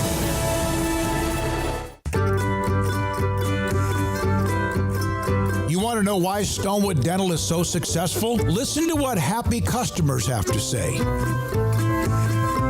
Pleasant. It's different than any other dentist office. I really feel like they care. And it's not that you're here for 2 hours waiting on someone to take care of you. It's quick and easy, and I bring my kids, and my kids love being here too. They really love the treasure box. Staff is really nice and accommodating, real friendly. You feel more like home. It's not sterile looking. Everybody has their own personalized rooms with decorations and decor, and they'll even have a blanket for you when it's cold. I've recommended people to actually come here, and they are patients now. I really love it here. It feels like family. Learn more, stonewood-dental.com.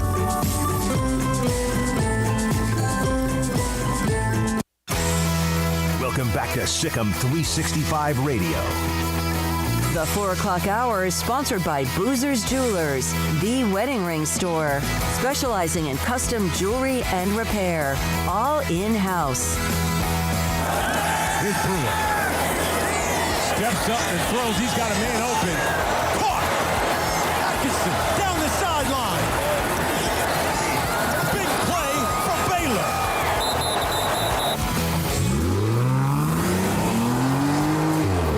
This segment on Baylor Athletics on SicEm365 Radio is brought to you by Richard Carr Buick GMC Cadillac, located at the Imperial Drive exit off Loop 340 in Waco. Proud supporters of all Baylor Athletics.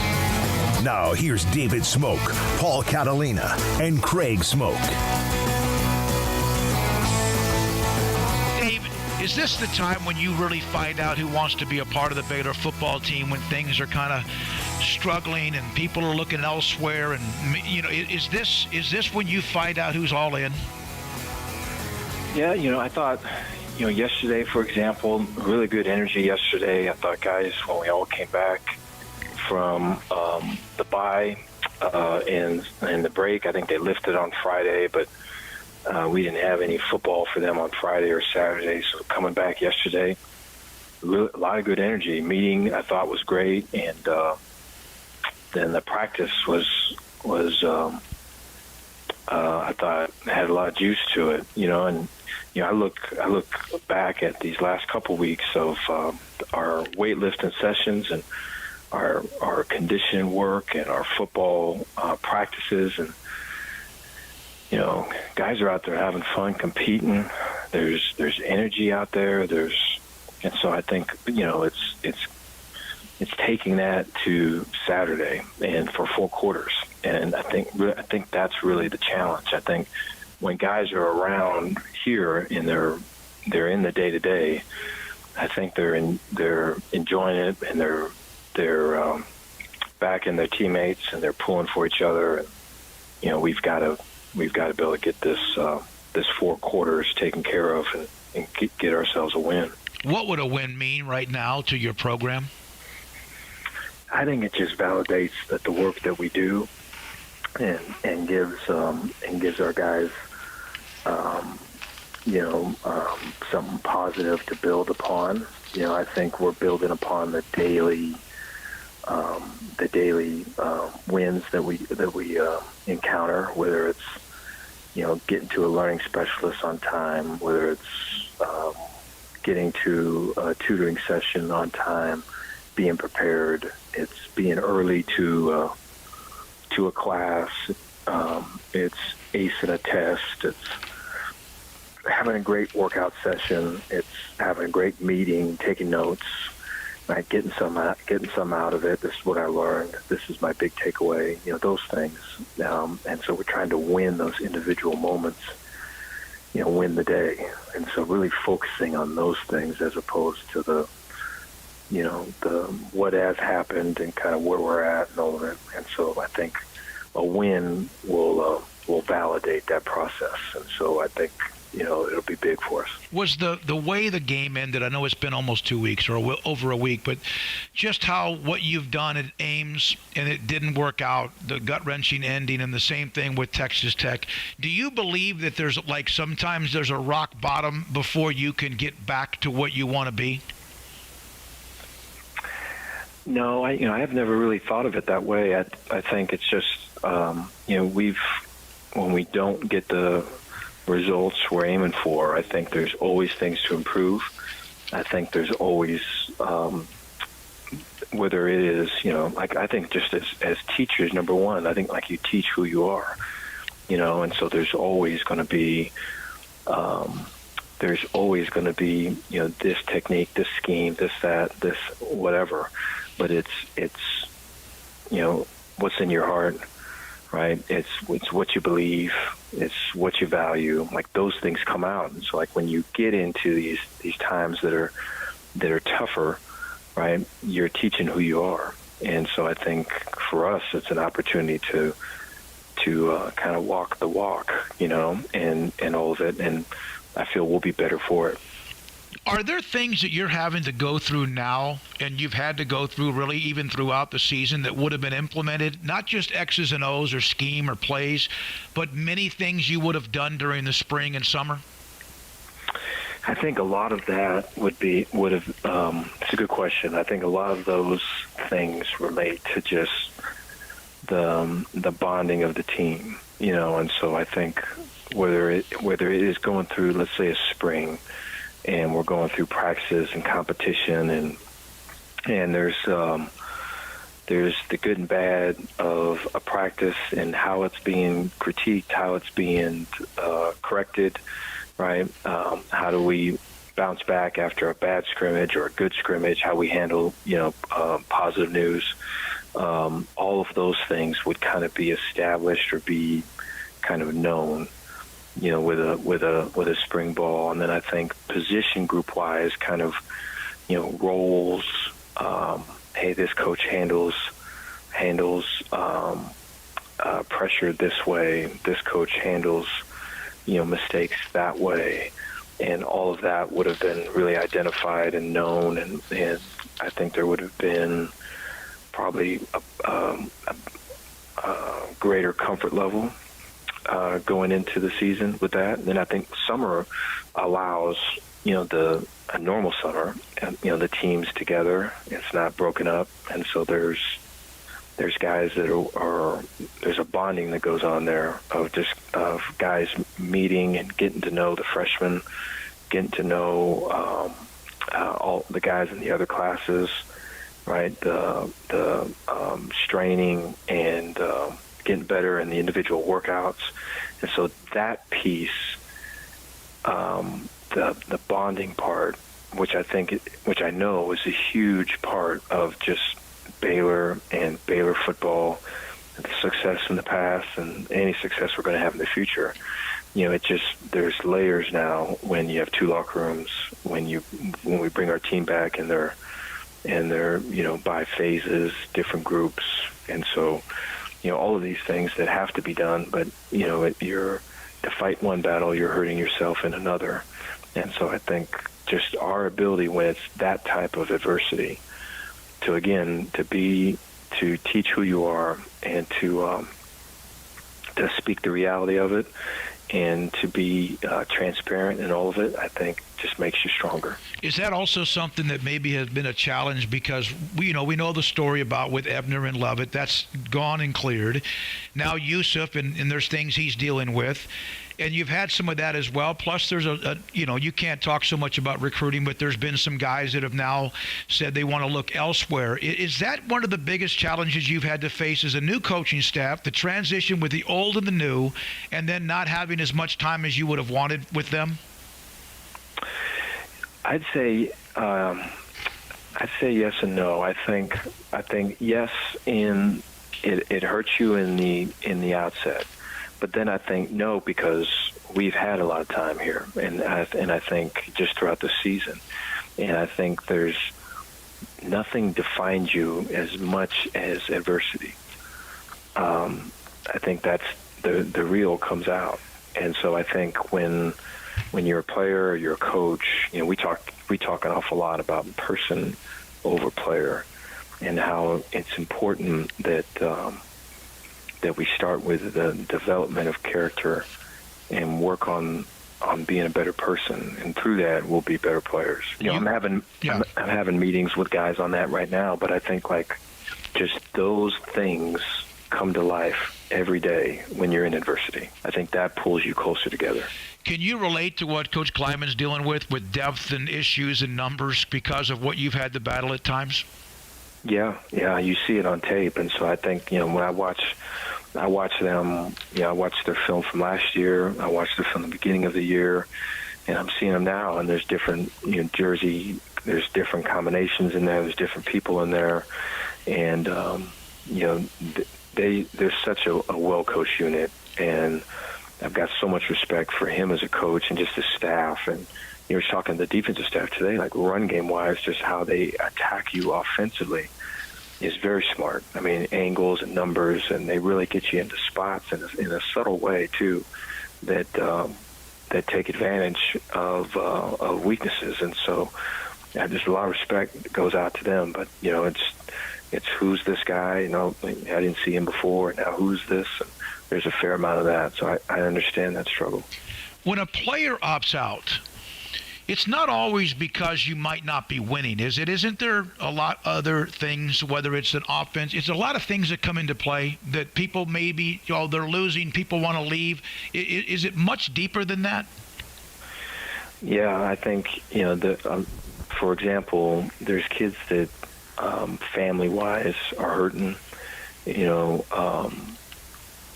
jobs being taken away, parents having to make this sacrifice or that sacrifice, and then, we're not able to see, our kids are not able to see their parents.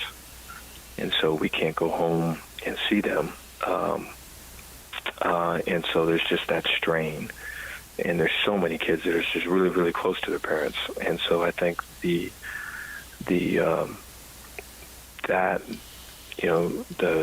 concern for their family, the concern for, where's the money going to come from? Where's the health and wellness of my family? Those things are all weighing on them. So it certainly goes there for opt-outs as well. Dave, you were asked about Charlie Brewer. I know that most importantly it's about this week in Kansas State. I've asked you about Charlie and what he's been through and the year he's had. It's been a struggle at times, no question. But when you were asked about whether or not he might come back, I know that that's not right now, but is that something that you want him back for another year? I didn't know if you didn't sound like you were too sold on what you wanted him to do. No, yeah, I'm a big fan of Charlie, and I look at there's a fair amount of guys that are in that position of, whether it's Ebner or Lovett, or there's a fair amount of guys, and so I think the more that we can get our guys back, and if they're willing to come back and compete and be on our team and contribute. And all of it, would love to do that. And so from my perspective, it's I love this team, and let's get better, and let's do it together. But I think as these weeks go by and we get closer to the end of the season, it just seems more appropriate to bring it up and talk about it then. Would you have rather played a game last week, or were you happy that it was a week where you could kind of look at the details, the every point, as you mentioned during your teleconference? Yeah, so even during our bye weeks, it's just been very, I think just this whole year, it's the buys have been, there's stuff coming up during the buys, and so for our team, for our players anyway, is to have time. I think their last practice was Tuesday. And so then have a Wednesday, have a Thursday, and lift on a Friday, right? Lift some on Sunday. I think, they needed that. They needed that opportunity to rest up and to be to be refocused and re-energized. And I thought we felt that yesterday. For us as a staff, right? So our ability to self-scout and then look at K-State some and just be prepared for whatever comes. I think that's, there's been a fair amount of that throughout these buys, and so I'm thankful that we're able to get some time, Friday and Saturday there to relax and family. Like for me, my family, it was all my kids were home and my wife was there, and no games to go to or any of that. So it was nice to be around just with them. That hardly ever happens, and so I think we're all focused and ready to go. Two more questions, if you don't mind. You don't seem to be a guy that if a player walks in the door and says, Coach, I don't know if I want to be here anymore, you don't seem to be that coach that would draw a line in the sand, that you would rather try to work through it on what's best for him and possibly also what then is best for the program. Is that correct? That is. I think I think this is a different time, and I think the first thing with that goes with listening to what the problem is and listening to understand and not really listening to try to say something. But I think there's guys that are really fighting stuff that's off the field, and I think their main source of inspiration and their main source of connection is their family. So when that is strained, I think that strain only lasts so long before it breaks. And so I think we're in constant communication with our players that way to try to build to make it to the end of all of this. And so it's been tough for them just because of the two locker rooms, the eating on the team used to eat together. We'd all be together. They would eat and share stories and really kind of build community. It's now eat and go. I think the one time really the whole team is together throughout the week is at the end of practice, and then our Friday night meal. And so it's just those building that community with us is the constant that we're always fighting. Thanksgiving week, what are you thankful for? Well, I'm thankful for just the staff here, our team. I'm thankful for the opportunities that we have. I'm thankful for this. I think I was talking with Coach Drew, I think it was last night, and just talking about just this, like what we're thankful for. And I'm thankful for just the opportunity to be in a position to where guys are looking for leadership and are looking for a way to get better and a way out of this. And I know that we can. And I know that, we stick together, we fight together, we'll get out of it, and we'll be better for it, is the main takeaway there. And so I'm thankful for that. Dave Aranda, Baylor football coach on SicEm365 Radio. Coming up next, Lindale High School running back Jordan Jenkins. He's a Baylor commit. And, they've had some players attrition to that class of 2021. What does Jordan Jenkins think about that? And also his record-breaking performance in a win by Lindale, as they have coming up next Chapel Hill and Tyler coming up on Friday night. All right, Ted Teague and his staff, the Black Friday sales event. The pricing is not just for one weekend, it's for the entire month of November. Special incentives, financing, 0%, no payments, 90 days on almost everything, including employee pricing for all on the Ram Lone Star crew cabs, plus 0% for 84 months or up to $4,750 in values. Get additional $1,000 if you own a competitive brand, and you don't even have to trade it in. Is required. You don't have to trade the competitive brand in just to be driving one. And again, $1,000 off of that as well. Also, your Ram headquarters, an amazing selection of Ram trucks throughout. And on top of all of that, with Ram trucks, employee pricing for all on new Jeeps, including the Gladiator Sport and Overland, and the Jeep Compass and Renegade both feature employee pricing, 0% for 72 months or no payments for 90 days. Also, the other day, I took my car that I bought there back in May to get the oil changed. Craig, Raven, Samantha, and AJ took care of me. I've got, in fact, the receipt right here. I wrote their names down because they were fantastic.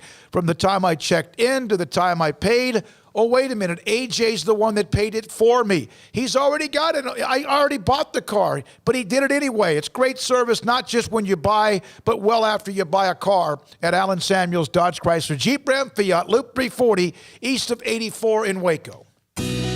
Let Camille Johnson Realtors guide you seamlessly through the process of buying your dream home or selling your current one. Commercial, farm and ranch, or residential, Camille Johnson Realtors can smoothly and successfully lead you through any transaction. With a team of 28 experienced agents who are excited about serving you, Camille Johnson Realtors services the entire greater Waco area. If you're in the market to buy or sell, contact Camille Johnson Realtors, 104 Midway Center in Woodway, or find them online at www.camillejohnson.com. Camille Johnson Realtors, elegant, charming, warm. Welcome home. Boozers is the wedding ring store and more. If you're ready to get engaged or already married and want to upgrade your wife's ring for a special anniversary, Boozers is the place to go. With the largest selection of premier quality diamond engagement rings and wedding rings in Central Texas. They have 7 cases with over 300 styles of rings from top designers like Natalie Kay. Choose from yellow, white, or rose gold, plus beautiful top quality loose diamonds. With an in-house jewelry, they can also custom make anything you want. Bring in a picture or drawing and let Boozers create your one-of-a-kind pendant or ring. They can even use some of your old gold and diamond jewelry to create something new. At Boozers, you'll find a great selection of quality timepieces, and Boozers is the place for expert watch maintenance and repairs too. They specialize in expert Rolex watch repair for fine jewelry, watches, custom work, and more. Go to Boozers on Valley Mills and Lake Air Drive in Waco. Boozers, the wedding ring store and more. One size fits all. That may be all right for an adjustable belt or cheap sunglasses, but when it comes to your financial needs, no one wants a one-size-fits-all strategy. Cam Heathcott, your Edward Jones financial advisor, knows that his most important goals are yours. That's why he takes the time to understand your needs, knowing you. That's how Edward Jones makes sense of investing. Cam Heathcott, covering Conroe and Houston, 936-756-7717 or cam.heathcott@edwardjones.com. Edward Jones, member SIPC. Texas Board Certified Personal Injury Trial Lawyer and Baylor alum David Willis and Baylor alum Parker Willis are ready to help if you or a loved one has been wrongfully injured in an auto accident, SUV rollover, industrial accident, 18-wheeler crash, or were seriously injured by a defective product or recall drug. Call them for a confidential and free case consultation at 1-800-GOT-HURT or visit them at texastriallawyer.com. Principal office located in Houston, Texas. How often have you said it's time to get in shape? Every day, every week, every month, maybe for as long as you can remember? How about starting today? I promise if you'll just join Waco Regional Tennis and Fitness now, you'll thank me later. Hi, this is David Smoke, offering a variety of 40 group exercise classes every single week, including boot camp on Tuesdays and Thursdays at 5:15, plus spin, body shaping, Pilates, yoga, and bar. And oh, there's a free kids club as well. Waco Regional Tennis and Fitness open Monday through Thursday, 5 to 10, Friday 5 to 8, Saturday and Sunday 7 to 7, and personal trainers Christy London and Randall Court. World-class tennis facility with pros Britt Coleman and Joe Rosa with lessons, camps, and special events. Spacious and clean workout rooms, locker room for men and women, both with a whirlpool and sauna, and now there's touchless bottle filling stations. No intimidation, tremendous camaraderie, an entirely new atmosphere, and yes, you can do this, but you have to walk through the front door. It's time to react today, not tomorrow. Waco Regional Tennis and Fitness on Lakeshore Drive in Waco.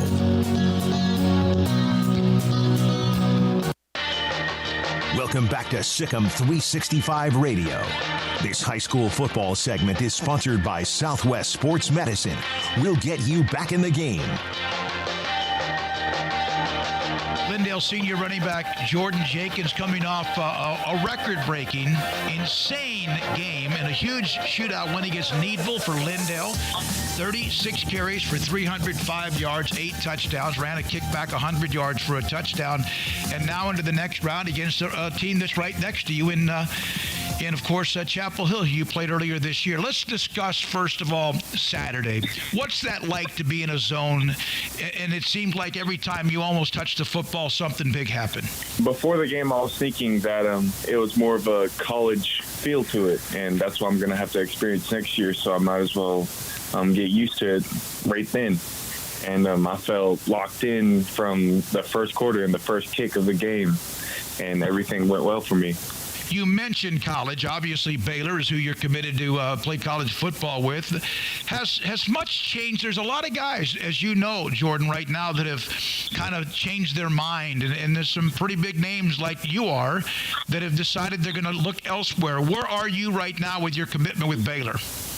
It's as strong as ever. I still love the atmosphere and the coaches and everything as well. I'm all for Baylor.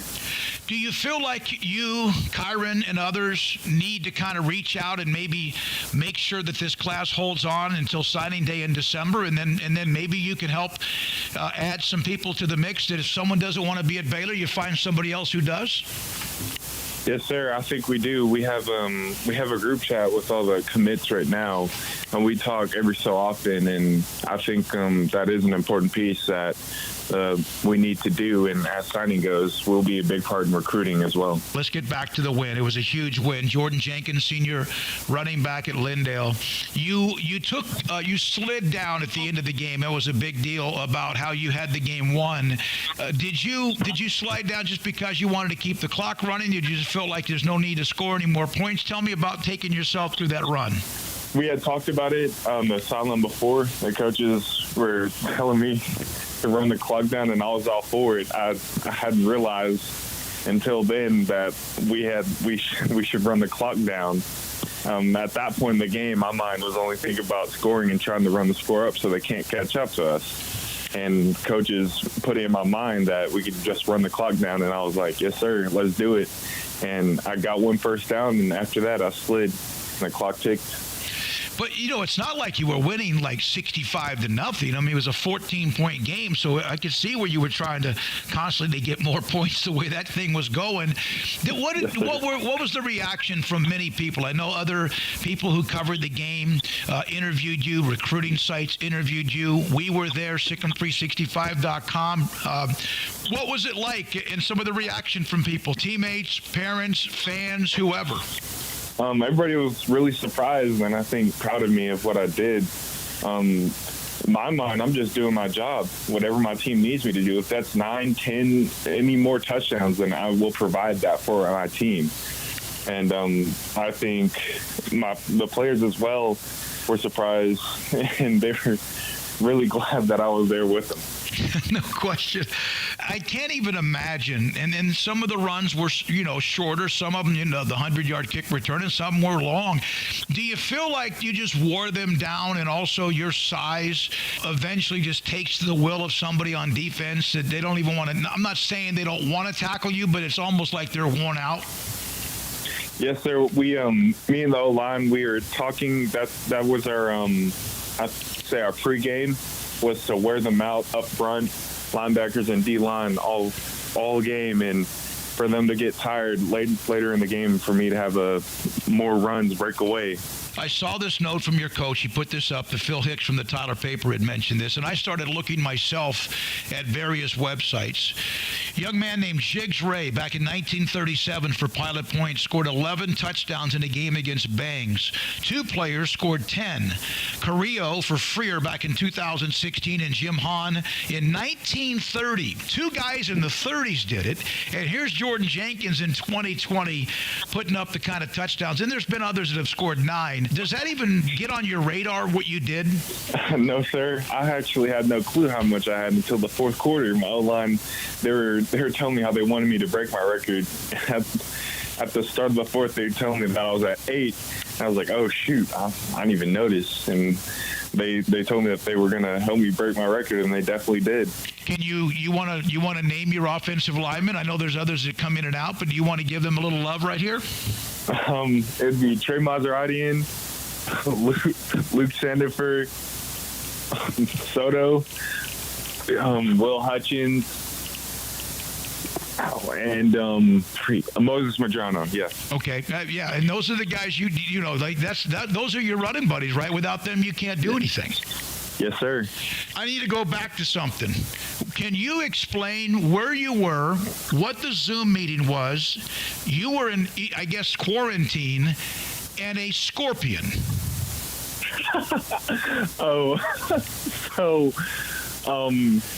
it was so during our Zoom workouts, I think I was leading that day.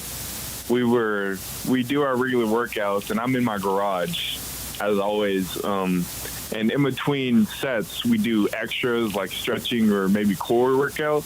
And we were about to move on to RDLs, and I had gotten my backpack and I filled it up with rocks, but I hadn't used it before because I had a bar, but the bar wasn't heavy enough for the weight that I needed. So I picked up my backpack, and there was a scorpion on the bottom of it, and I hadn't realized it, and it stung me right on my hand.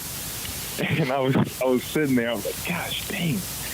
And it was super swelled up mid-workout, and I was like, dang, coach, it really hurts. And it was all purple and everything, but I stuck with it, and I came to workout, and it was painful. First time it ever happened, but it's a good memory to have. So you actually knew it was a scorpion, because scorpions are obviously different than you know the tail, the way it's raised up and curled over. You knew it was a scorpion? Yes, sir. And we have them all over our house. I got to tell you a story, Jordan. When I was a kid, of course, I'm very old, 61 years old, but we lived in Arizona for 4 years, in Tempe, Arizona, and we had a couple of cats. And in Arizona, you would see the cats sometimes on the kitchen floor, dining room floor, just swatting scorpions. Not like it was every day, but on occasion you'd see them swatting scorpions back and forth like they were playing hockey. It was crazy.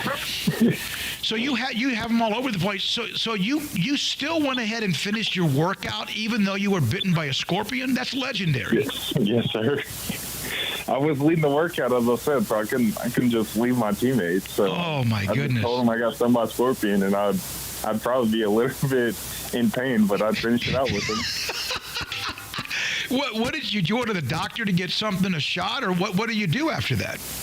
Actually, no. One of my teammates told me to put it in some salt water, some very hot salt water, as much as I can stand, and also baking soda and it went down, and the swelling went down. That's perfectly fine. Was there a needle like the stinger? Does that have something that has to come out, or is that something, I guess, that stays in the scorpion? I think it says in the scorpion. I have no clue. I didn't see a stinger, so that was a good thing. You got through that. No, like feigning spells, no sweating or any other than the normal workout? No, sir. Good for you, man. So Chapel Hill, you've played them before, and you guys handled them pretty well. But I've been told that the stadium, the tickets have already, for both sides, have been sold out. Obviously, it's a huge game because of proximity. Your thoughts about them? Cam Ford and Chapel Hill, I know you beat them up pretty good, but they're playing well. I think they've definitely improved as they've shown on film, but I think if we start out early, we can basically do a run. I believe in our defense and offense, and I think it's all about an early start and a quick start. And body blows is what we talk about will show up in the later half of the game. This is your senior year, and it's been crazy ever since the spring because of COVID and all the things that anyone, no matter who you are, have had to deal with, whether you're a high school player or an athlete or a student or just any person. What's it been like, and what does this run by Lindale help, and has it helped kind of in any way alleviate the crazy of 2020? It's been different, as much as I could say. It's been a lot of adversity from the start of our Zoom workouts when we thought we had no clue if we were even going to have a season or not, to our season right now where we're just trying our best to be careful around everybody. And there was a lot of adversity between our team, and it created stronger bonds than before and stronger relationships with our coaches and teammates. And I think we think back on all of our preparation and all the stuff that we went through together to get to this point, and it brings us to now. No question about it. All right, so Baylor's they're not playing well. I would think probably could be 3-3 at the least, and it's been a tough year for them. Have you stayed in touch much? Have the coaches been able to, without being able to visit and all that stuff? What's the dialogue been like with Coach Aranda and anyone else? I still talk to them. I don't talk to the same people weekly, but I talk to at least one person weekly. I call Coach Aranda around monthly, and they congratulate me and everything after each one of my games, which is awesome. And I watch their games as well, and I still love seeing them play no matter the result. I love seeing the Bears play and seeing what I can be at, where I can be at next year. Because there's been some players that have decided to look elsewhere, how important is it to keep the rest of this class together? And what is some of the chatter do you have on that group text? It is of the utmost importance for us to, I think, be faithful, I'd say, to Baylor and what we had believed in before.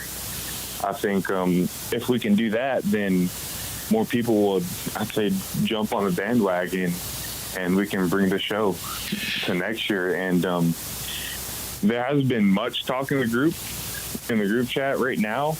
I'm actually just about to check with everybody and see how they're doing, and everybody who's in the playoffs and who's out and what they're planning on doing, either going up there early or when they're signing or anything. And that's fun. Anytime you can practice the week of Thanksgiving is a good thing in Texas high school football, and even later. But you have that, and then you have what's going on with signing day. I know it's still a ways away, and then school, just getting everything you need done in school. What's it like to juggle all that? It's just different. Well, Thanksgiving, we had practiced my sophomore year in Thanksgiving, so it's not all new to me. And we're handling very well as a team right now. A whole bunch of people have already showed up to treatment, and we haven't practiced yet, but we're going to later today. And it's going to be a little bit lighter since we just played on Saturday. Mm-hmm. And schoolwork, school hasn't been extremely hard around school. It's been a little different due with the virus, but teachers have strained and helped to keep it the same all around. And we've had a lot of people come back over online and everything, and school has been very enjoyable, actually. What would you say to Baylor fans right now that are watching what you're doing and what everyone else is doing as they look towards the future with Baylor football? I say I look forward to play with Baylor anywhere they need me. Heck, I'll play the snap on D-line Saturday, and I say they can look forward to me playing for my all for Baylor no matter what. Jordan Jenkins, senior running back. Oh, I didn't know this. Defensive lineman as well on occasion, and kick returner for Lindale High School on SicEm365 Radio. Riverbend Liquor and Wine, a hidden gem, Lakeshore Drive, North 19th Street in Waco. They've got a big deal coming up with the Waco Whiskey Club and Balcones. They're going to have their own barrel of single malt, 5 years aged whiskey from Balcones, Christmas special. That's going to be available during the holidays, sometime in December, and I'll give you the exact date when they get it from Balcones. They made the deal last week. They've went and inspected it. They tried it. They said it's delicious. It's unbelievable. So if you're a whiskey fan and a Balcones fan, this is going to be a series of whiskey that you can only get, a barrel that you can only get at Riverbend Liquor and Wine. So make your reservations now. Maybe make a reservation for some of your favorite radio hosts. I mean, just saying. Just throwing it out there. Or make one for yourself or you're the whiskey fan in your life. They've got that coming up. And, of course, they've got their great selection of craft beer. They've got the drive-thru window. They've got everything you need at Riverbend Liquor and Wine. Check them out if you've got to go. Fortunately, we don't have the same rules as Pittsburgh, so if you got to go get something before the holidays with a few people coming over, go through the drive-thru, do whatever you need to do. They'll take care of you. They've got you covered at Riverbend Liquor and Wine. Find out more on Facebook and Instagram.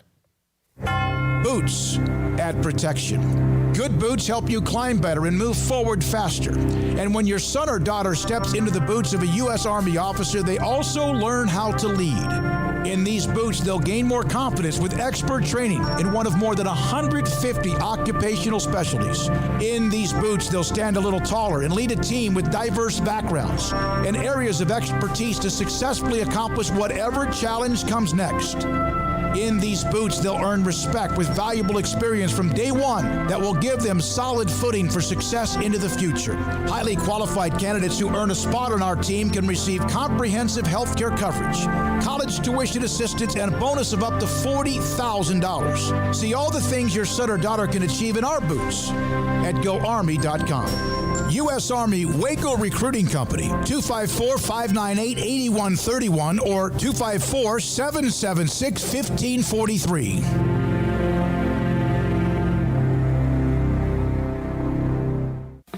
Born in Waco, Brotherwell Brewing exists to serve the Central Texas community with locally crafted beer of the highest quality. They want to bring Central Texas closer to the brewing experience so everyone can enjoy well-made beer as much as they do. For 2.5 years, they've been bringing high-quality beer to Central Texas at their location on Bridge Street in East Waco. And this football season, you need to stop by on game day for curbside pickup or stop by their tent next to SicEm365 at Brazos Parking for your pregame refreshment. Brotherwell Brewing believes in community and bringing people together to enjoy products made in their community. So for your game day, whether it's a tailgate or at home, stop by Brotherwell Brewing for high-quality craft beer made right here in Central Texas, 400 East Bridge Street, and check them out online at brotherwell.com. From the first workout to the last practice, sports is an incredible challenge. Hi, this is Dan Ingham with the First National Bank of Central Texas, and we're proud to support each athlete, every parent, and our educators. From families, small businesses, to the biggest industry, we're here to help.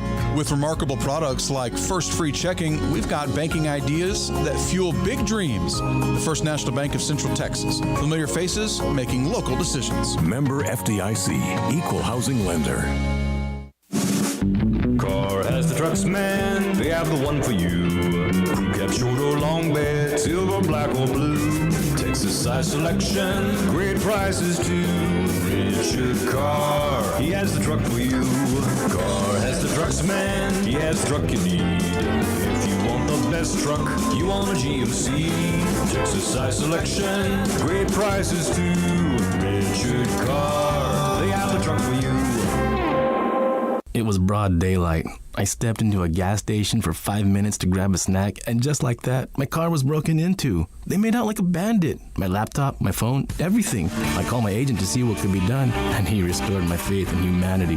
My claim was processed so quickly, and I was able to recover my losses. Stop by and see our agents at one of our 3 McLennan County locations. Coverage and discounts are subject to qualifications and policy terms and may vary by situation. Don's Humidor, your home with a 48-foot walk-in humidor with the elite cigar brands from around the world, including the #1 cigar of the year, Aging Room Cuatro Nicaragua. Plus, they have the great brands like Macanudo and Artur Fuente, Rocky Patel, Aston, and so much more. CBD, great for sore muscles, aches and pains, sleep, Vita Dreams, and anxiety, mild depression, general health and wellness. Their staff very knowledgeable on the subject. If anyone is curious about CBD, ask Carol and Ashley. Don's Humidor in the Townwest Shopping Center off Valley Mills in Waco. Welcome back to SicEm365 Radio. The Central Texas Players of the Week is brought to you by Bird Culchin Ford.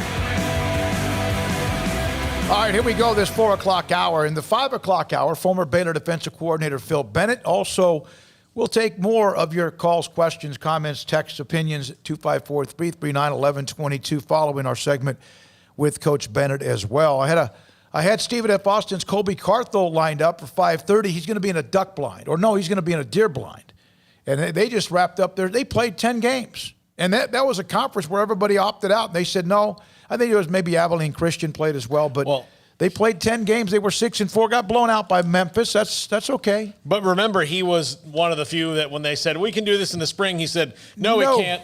This is dumb. Yeah, wow, we still have to do that, don't we? There's still going to be some teams playing in the spring. Yeah, I forgot about I didn't even think about that. I don't even know who that would, I guess just mostly smaller schools really. But, yeah, he got his season in, and now he can relax and, enjoy some time away as far as the deer blind or duck blind or whatever goes. But, yeah, not a bad way to spend Thanksgiving week.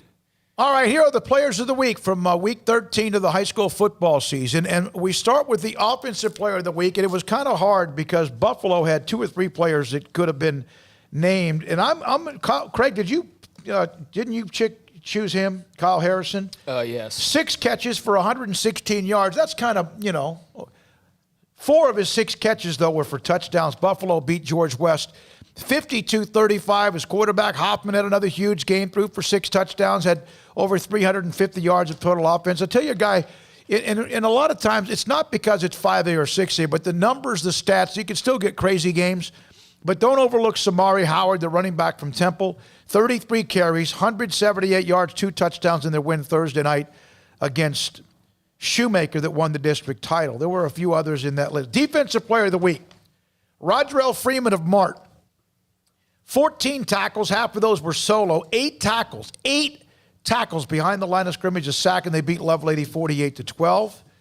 And then the Special Teams Player of the Week, Kason English of Grandview. More on him in a moment, a 95-yard kick return in their 49-23 win against Tatum. And the overall Player of the Week, we've been doing this really the last 3 or 4 weeks, Dawson Exline, defensive end from China Springs, 6 tackles, a sack. He blocked a punt himself. It stayed on top of him like around his chest midsection, kept it, ran it in for a touchdown in the win against West Orange Stark, which was a huge win. And I got to tell you, yet another one. Like, what? 35-22, they jumped all over West Orange Stark, 35-7 at one point. X-Line's block punt kind of sent a statement, a message.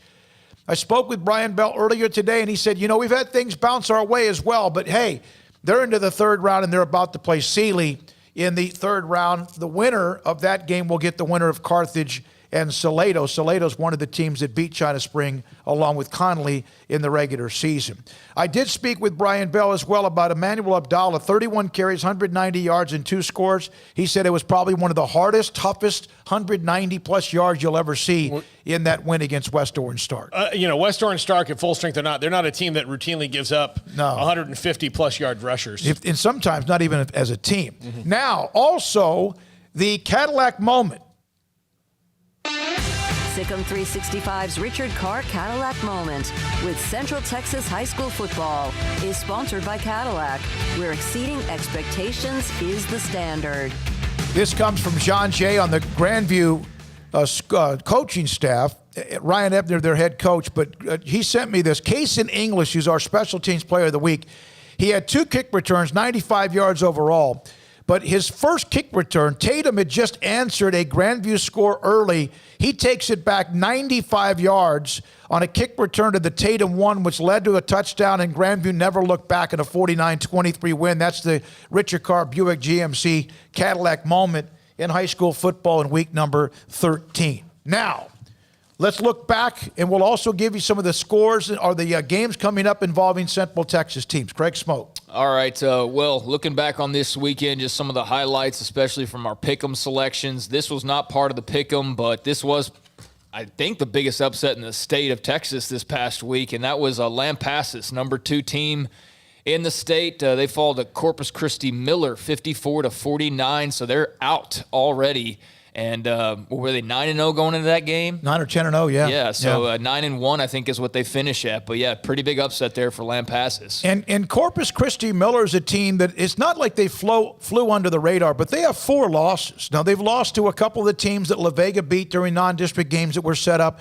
Also, Andrew Body, the quarterback at Corpus Christi Miller. I watched Matt Stepp. He was down in San Antonio for this game.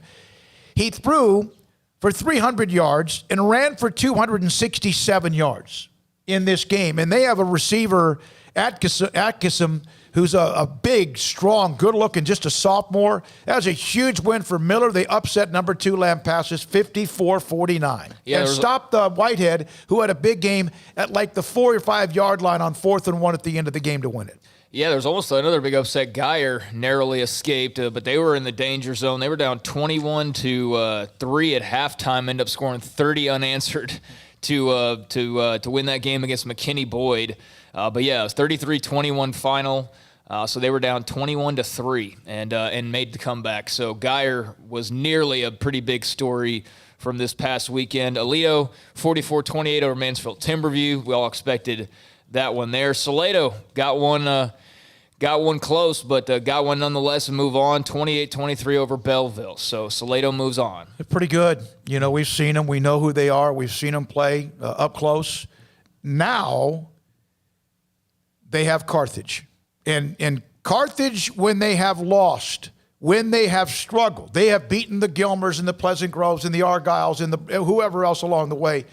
Of course, La Vega got them one year when La Vega went on to win a state championship. China Spring had them dead to rights and then didn't finish in 17. But when they've struggled at times, it's been the teams that have run the slot T. And that's what we know what Salado runs, right? Yeah. And so we'll see what happens. Scott Surratt team, though, defensively just a machine. By the way, if you could have given a crystal ball into Keontae Ingram's life, we saw it in that game because he fumbled. I mean, he was single-handedly keeping Carthage in and out of the game. In that he was making these huge plays, but then he was also fumbling like crazy early on. And he had 4 fumbles in that game. 4 fumbles, and China Spring capitalized on all of them. But it was ultimately, he was too much. But, now we see what's happened with him at Texas is where he can make some big plays, but he also makes a lot more big turnovers, and Tom Herman doesn't trust him. Yeah, and Carthage 10-0. They've not given up more than 18 points in a game this season. So pretty good, and they average like 40 points a game. So that's going to be a tough one. But that's Carthage for you. That's a machine right there. Art Briles and Mount Vernon got the win over West, 24-21. It's a good game. They had they were able to build a lead, and they I believe knocked out a pass in the last few seconds down deep in their own territory to hold on to win that game. Great run by David Woodard and company. But Mount Vernon now, I think they're next. They get Mineola, and Mineola's got Travion Sneed, who was an SMU commit, who's a phenomenal player. So that'll be interesting. Mineola will be the favorite in that particular game. Elsewhere, this was a game I should have picked, and I knew as soon as it left my mouth, I knew I was going to be wrong. But Tenaha 42, Bremont 30. I knew it. Yeah, I did. But, Bremont's been so good. They're not as good as they were with Rashad Paul, and they may never be as good as they had. And even J.T. Anthony last year, they were pretty good. Tenaha, they have that J.J. Patton. Baylor's looking at him. Others are looking at him. Big-time player. And that pretty much was the difference in the game as they do win 4. They kind of controlled that tempo the whole time. They were always up 10 or 12, and they ended up winning by 12. Yeah, I typically mention the biggest games or games that were relatively close. This one wasn't, and sometimes in doing that, you just gloss over teams who did their job and moved on along. And so La Vega 42-7 over Wilmer Hutchins. Congrats to the Pirates. Now, rematch with Argyle when they played without their starting quarterback. La Vega did. Avery Rawls III was out with a broken arm. That will be interesting. Argyle beat them up pretty good. They've beaten La Vega the last 2 years, but then La Vega's had them in the postseason. Yeah. Of course, that's who they beat for the state championship back in, 15 or 16 as well. By the way, I don't think I'll ever forgive myself for when I went to see Coach Anderson that Tuesday, and he said, "Hey, you want to see the video of the broken arm?" And I went, "Oh yeah, I want to see that." No. And I was like, no. Nope. I mean, I'm not blaming Shane. No, yeah. Hearn had a pretty nice year. It came to a close, unfortunately, fell 41-39 to Beckville. Beckville, I've talked to their head coach, Cody Ross, a little bit throughout the season because I still cover that area quite a bit. That was a hell of a game. Beckville just had a little bit more, and I think they stopped Hearn late in the game that would have made that even close, or could have maybe forced that game into overtime, but they ended up winning the game by 3. Unfortunately for, I guess, you guys in some ways, not for me, though, because this will somewhat guarantee I don't have an automatic loss each week. The redheaded stepchildren have exited. The redheaded strangers. Strangers, excuse me. I don't know why I keep saying stepchildren, but the redheaded strangers have exited door right. Fall to Union Hill 76-42. They were blown out too, 76-42. I'm gonna make this promise. If they actually do change their name to the Redheaded Strangers, I will sing the whole song in the air. It's straight up Willie Nelson tribute. Yeah, you'll never have to sing it. Never have to sing it. Yeah, well, they have seen their season come to a close. It was a nice run for Abbott for sure. Let's see here. Mention that one. Timpson moves on. Big blowout win over Leon 47-14. They're really good. They're unbeaten. A couple of our West Texas games. Canadian whooped Bangs 56-13. They're good. Yeah, that wasn't much of a surprise. But I mean, those are the main ones right there. I mean, China Spring, the upset of West Orange Stark was obviously huge. Mount Vernon West was highly anticipated, and Salado Belleville turned out to be a slugfest like it was expected to be. So, as far as the games in this area that had a big impact, those were the main ones. Yep, that's what it was. And now, again, there's some games. We'll have a schedule. I'm going to put it up, Armstrong. I'll send it to you. I'll put up the schedule of the Central Texas teams. We have the game on Saturday at noon, Riker and Temple Central Texas Christian School. Riker scored 83 in a game that was just a disaster. Could have scored well over 100 if they wanted to. Running clock the entire second half. Easy win for them now, up a level or 10 against Central Texas Christian School. Vanguard Live Oak with a rematch. Live Oak won easily in the first game. And Eagle Christian Academy moves on. They had 106 points in a six-man game, 106-61. Bryce Frazier and what he's doing at that particular location as well. Coming up next, Phil Bennett. You got anything else? Nope. Phil Bennett, former Baylor defensive coordinator on SicEm365 Radio. Ideal MRI. I have notes right here for me. I can look up. I don't need them because I've experienced what they do. What they do is try to help you find out why you have more than just something that feels like a bump, a bruise, or maybe you dinged.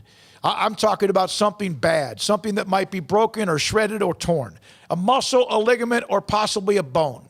Something that hurts more than just you can get over it with some soreness, maybe Advil or leave. I'm talking about something where a doctor needs to figure out what's happening and why you hurt as bad, why the pain is where it is, and why it's so bad.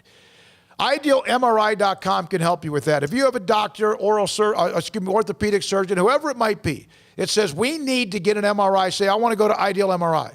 They're not going to argue with you because for $497 or less every single time, IdealMRI.com, Ideal MRI in the Central Texas marketplace can help get you what you need, which is why are you hurting? You can tell a doctor that's where you want to go. Normally an MRI can cost on average $1,100, $497 or less.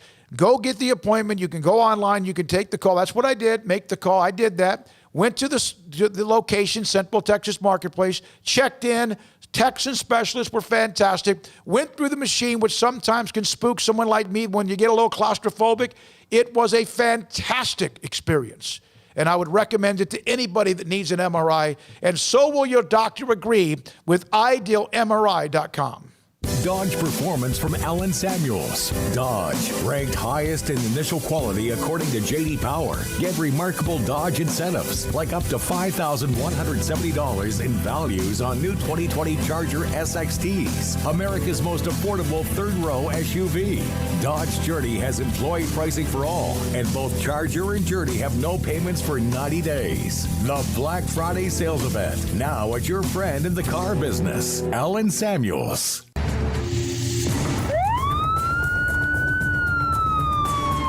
If you or a loved one or friend has been arrested and you can't afford bail, trust Terry and Chase Chapman at Chapman's Bail Bonds, covering Waco and McLennan County for over 25 years. Chapman's can bail you out anywhere with experienced, knowledgeable local agents who are committed to serving you professionally, respectfully, and with the highest integrity. Chapman's understands your privacy is important. Your freedom can be secured fast when you use Chapman's Bail Bonds.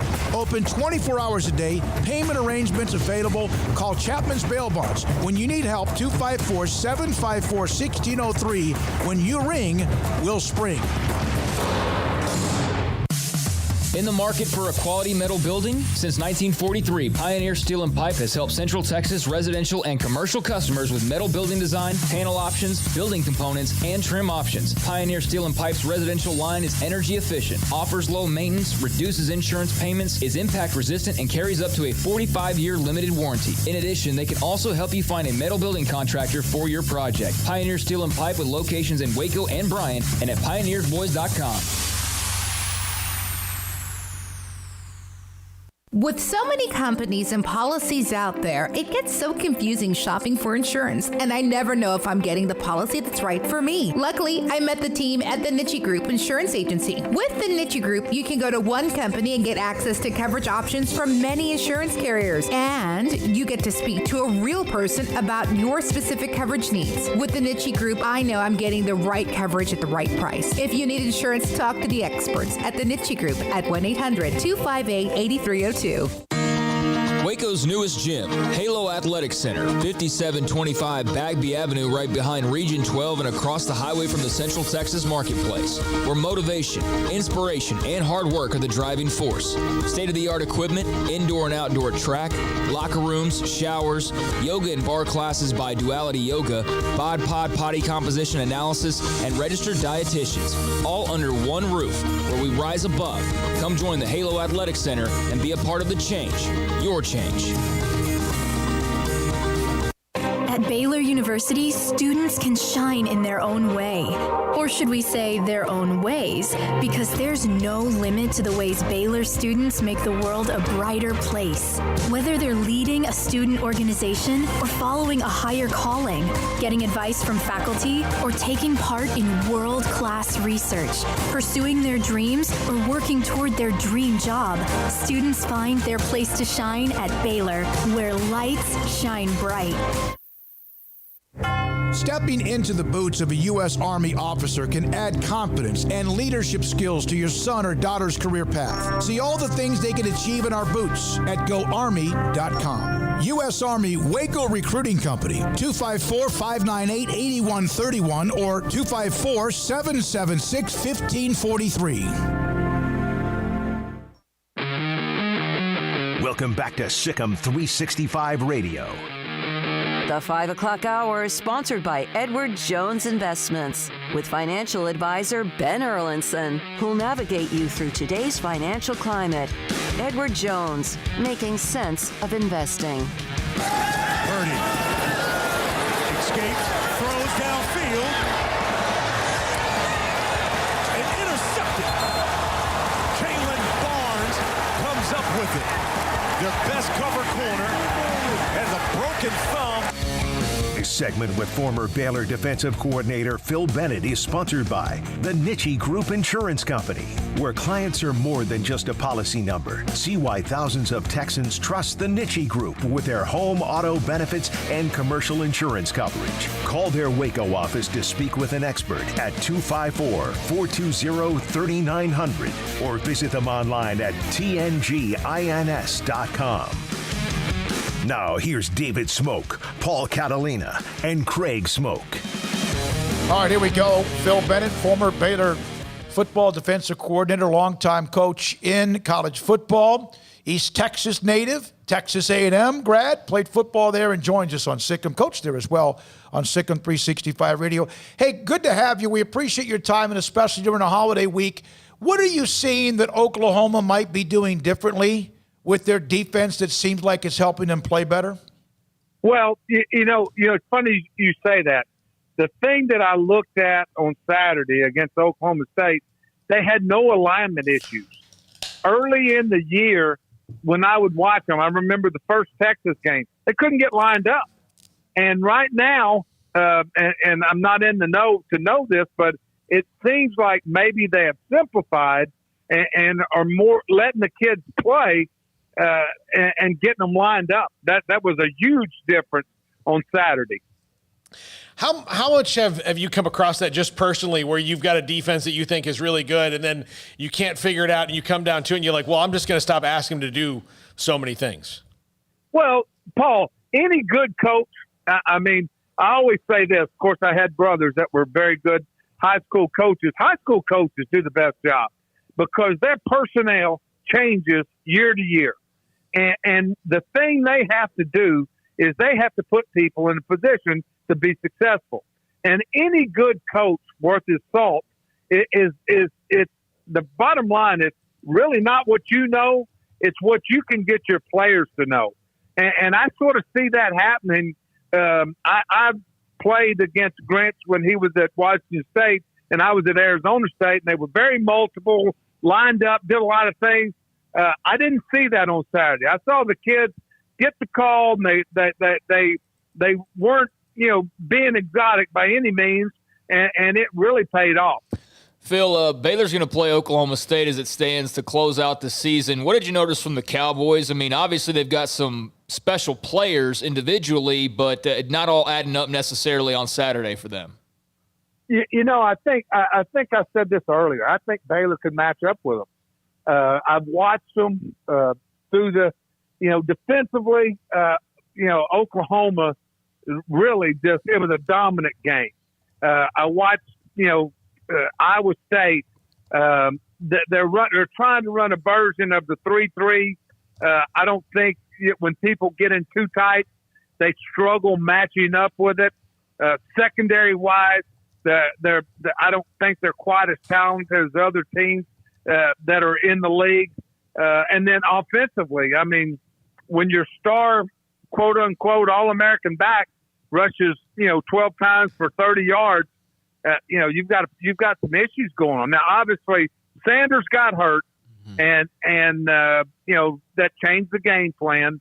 But I really never felt they were in that game. Yeah, and there's going to be frustration in Stillwater. They have been consistently in the mix, but they haven't sometimes ever. Not ever. There's sometimes it just seemed like that they're not quite as good as people's expectations. Are the expectations at Oklahoma State out of whack? Yeah, I think that I'm not sure. They've done a lot of things. You go up there right now, Smoke, and this. Their setup is second to none. I mean, their stadium, how they feed them, their indoor, they are first class facility program. I'm just not sure. Back when we played them, I always thought they had a really good team, but I'm not sure they're as elite, especially on defense, as they're going to have to be to get in that upper echelon. Phil Bennett, former Baylor defensive coordinator, with us every Monday at 5 on SicEm365 Radio. Phil, I know you probably haven't because he spent so much time in Ohio in his life, but your thoughts on Matt Campbell and the job that he's been able to do and his kind of rise out of being a young Mountain Union guy to now what he's doing? Well, first of all, I think, you just mentioned it, Paul. His background at Mountain Union was the guy that was there, the head coach.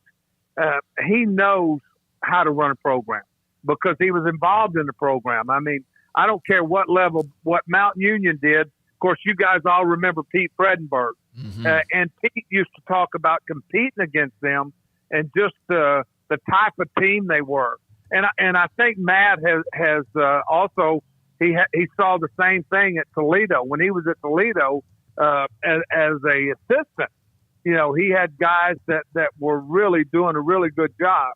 I had a guy today. I was on another radio show, and he was asking me. He said, "Where do you see Matt Campbell a year from now?" And I started laughing. I said, "It's funny you say that. I watched that game, the K-State game the other day, and I told my wife, I said, this guy might be the next head coach at Michigan. Being an Ohio guy, he might be in Michigan.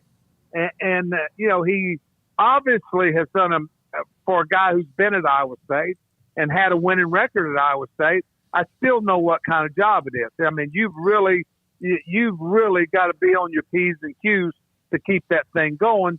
And I think him and his staff have really done a good job. And I'm looking forward to this game in Austin on Saturday to see where it takes them. K-State, meanwhile, Phil, will turn around and lick their wounds a little bit and have to come to Waco. Just other than everything going wrong, what did you notice go most wrong for them against Iowa State? Well, I mean, obviously, offensively, they were dead in the water. They were a non-threat, and what that did, it put pressure on K-State's defense, and they couldn't. Purdy's a good player. The receivers, and I've told someone today also. I said, very winnable game for Baylor, and it's a game that you can get, sort of get well quick and get through. Now, I will say this: they will come in here and they will play at a higher level than what they played last week. Purdy did it. All Iowa State got hot, got away from them, and you could see that at quarterback there was a frustration level on offense at K-State. So there were some issues. Your thoughts as Baylor is coming off an off week. I had a chance to visit with Dave Aranda, Craig and Paul, and everyone else in the media. Heard him in the teleconference and also his media session following that 30, 40 minutes later. I asked him this question, Phil. They've had some decommitments. They've also had a player, a receiver in Yusuf Terry that is discussing opting out. We know what happened 2 or 3 weeks ago. Is it always about winning? I know playing time and maybe productivity, the way something's played, but is that in the end, does a win help heal all of that? I think it does help, but Dave, we live in this ultra modern world of social media, of perception, and playing time and perception of playing time is huge. perception of a program is huge. What people are saying about you, whether it's your uncle, your aunt, your best friend. I mean, everybody's got an opinion.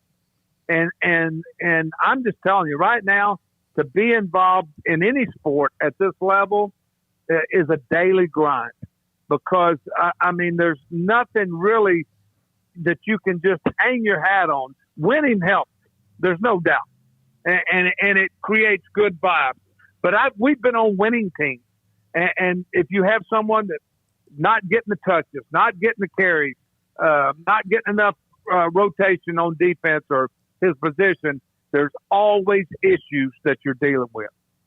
Phil Bennett with us every Monday at 5 o'clock on SicEm365 Radio. Paul? Tom Herman was asked about that last week and went on, I mean, he went a 5-minute diatribe about the things that, recruits ask him. What's best practice for a coach in recruiting when a recruit asks you about a rumor or asks you about another program?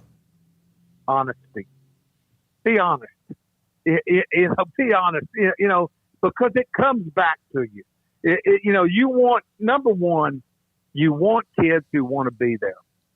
And that doesn't mean that you don't put on your best show to get them there. I'm not saying that.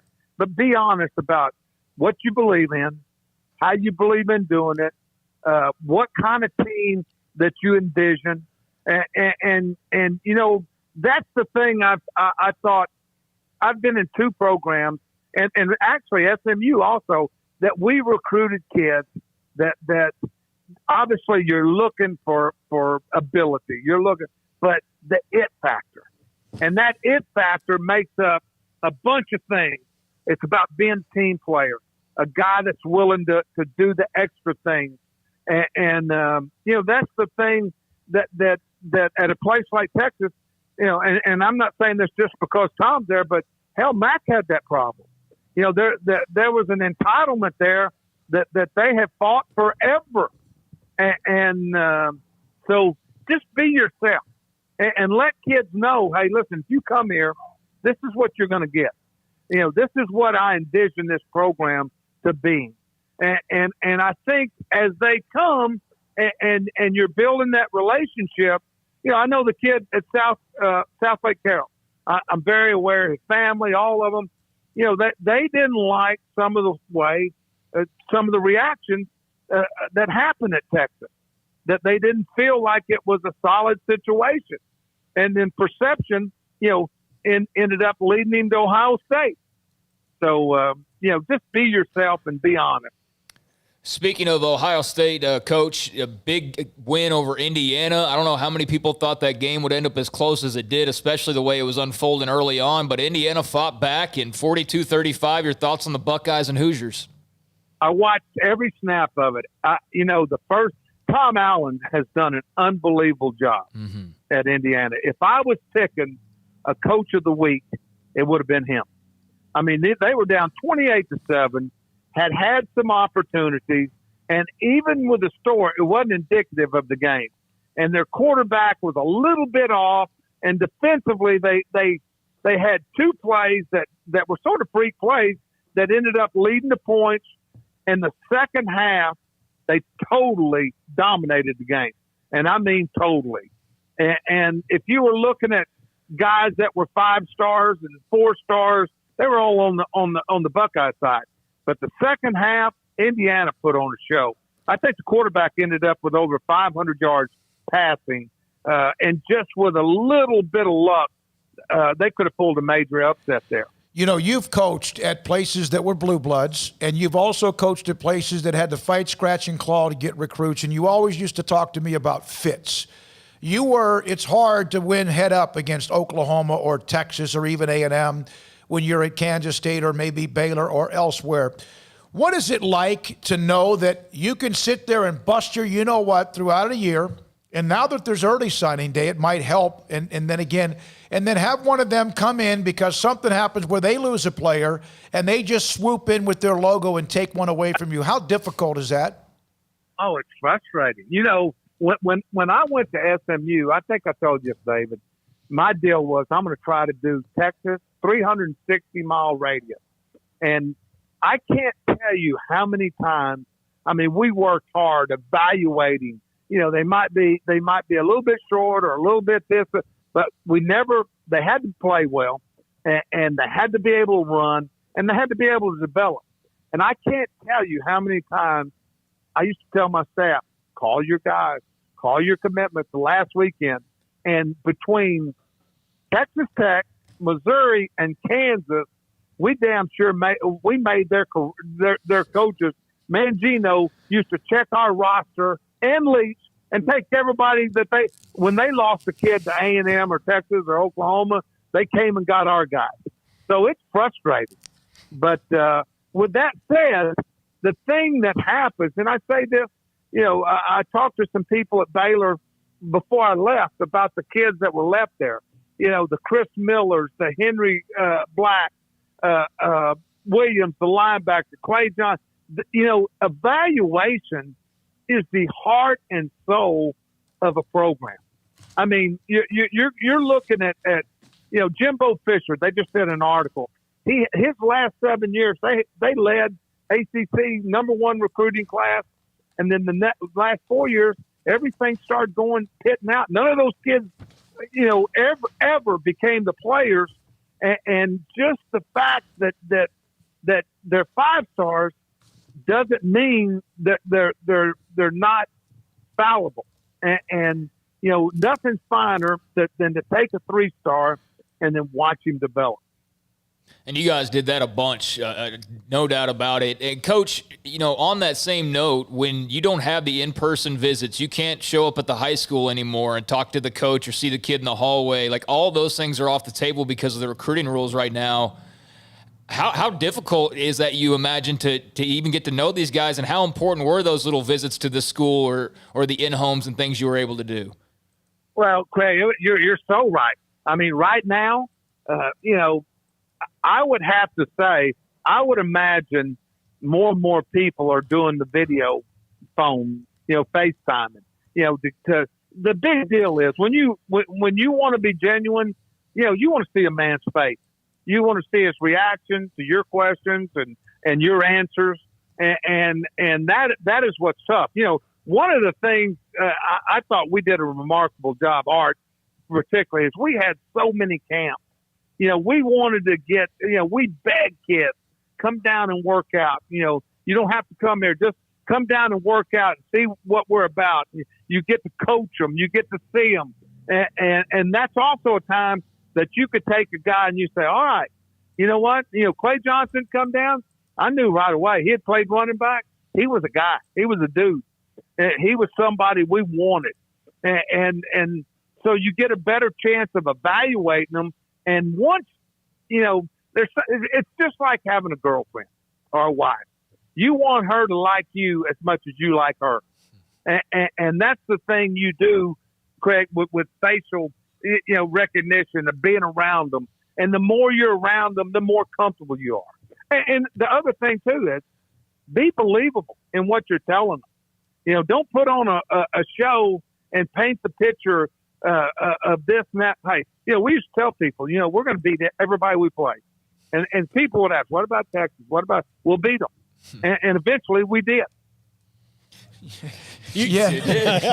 But you also, like you mentioned, the players, you also don't get that time to establish, especially if you're a new coaching staff, to meet the high school coaches and establish that level of trust. So when you walk in and talk to a player and then you walk out and your player asks the coach, what do you think of that guy? He'll tell you, yes, Coach Bennett he's a straight shooter, or Coach McGuire's a straight shooter. You don't have that this year either, especially on a new staff. No, you're right. But I will say this. The thing I think that Baylor does have, and they, Dave Aranda, if you haven't watched him, I mean, you just watch him a little bit, you realize what kind of guy he is. Straight up football coaching fool.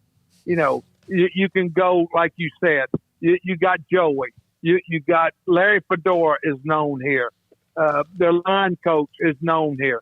The defensive coordinator, not many people would know Robert, but you have some guys that have recognition. And I think the fact that Dave Aranda, being at LSU, being at Wisconsin, has people have seen him speak and they respond to good people. And that's why I think that they have something that they can recruit off of. Yeah, and I know you got to go, and Phil, we appreciate your time, but they lost they had another decommitment over the weekend, a kid from Duncanville. They had they had the big kid from DeSoto, which you would have loved, the big defensive lineman, a dog, as you call him, an alpha dog, a defensive line. And then they've had other guys who have thought about either opting out, or they had a receiver that appears, a kid from Philadelphia, that might be leaving. Were you one of those? How did you handle that? Now, this is different this year, and I asked Aranda that, and it is different because there might be something going on at home where everyone across the board has lost their job or something. But were you draw a line in the sand, or did you try to listen to what actually was the problem, and a lot of times you can save them? Well, the problem is this. I always felt I knew. I would tell people. I would tell the younger coaches, Kendall, Levy. I remember Holton Hill. We're recruiting them. Yep. We go in the house. He had given us great results. I walk out and I tell him and Buckles, he ain't coming here. I'm not coming back. It's over. Oh, well, what do you mean? I knew it. The eyes don't lie. and I mean that. You can tell, and it's really not the problem with you. It's that they have seen something that they think is better. And the fit, and that's the thing you have to do. I used to tell Jim Gush, who was our defensive recruiting guy, I said, listen, I'm not going to see a guy that we don't have a chance. I'm not messing my time with guys that are never going to give us a second look, or they're just coming for a visit. If I felt at a visit that this kid was not sincere, I can remember Jim would get furious with me. I said, I'm not going back. I said, drop him before he drops up. That's what you used to do with your girlfriend. You're going to the prom and you hear, hey, old Susie, she's gonna cancel the prom day with you. No, she's not. I'm gonna cancel her ass first. Did that really happen? And I don't want to. Did that ever happen with Chris Boyd from Gilmer? Absolutely. Let me tell you something. I went in to see Chris Boyd, me and what's the guy's name from LSU that was at A&M? Keith, the little fat guy. Yeah. Chavis. Yeah, John Chavis. We're sitting in there with the coach, and Boyd comes in, and I'm telling you, it was the biggest beat. Like I said, the eyes, body language. I'm sitting there, and I realized, and I drove up there, and I said, what a waste of trip. I told him, I said, hey, good luck to you. I said, we're not going to be in the picture. Oh, well, Coach, he was deciding, he was going to come visit that weekend. Yeah, I know, yeah. I said, nope. I said, and I remember Bucks just looked at me going, what are you doing? I said, nope. And this is the honest God truth. I don't even know the guy that well. He finds my number and calls me. He goes, I told him, as soon as you said that, I told him the same thing. Am I wasting your time?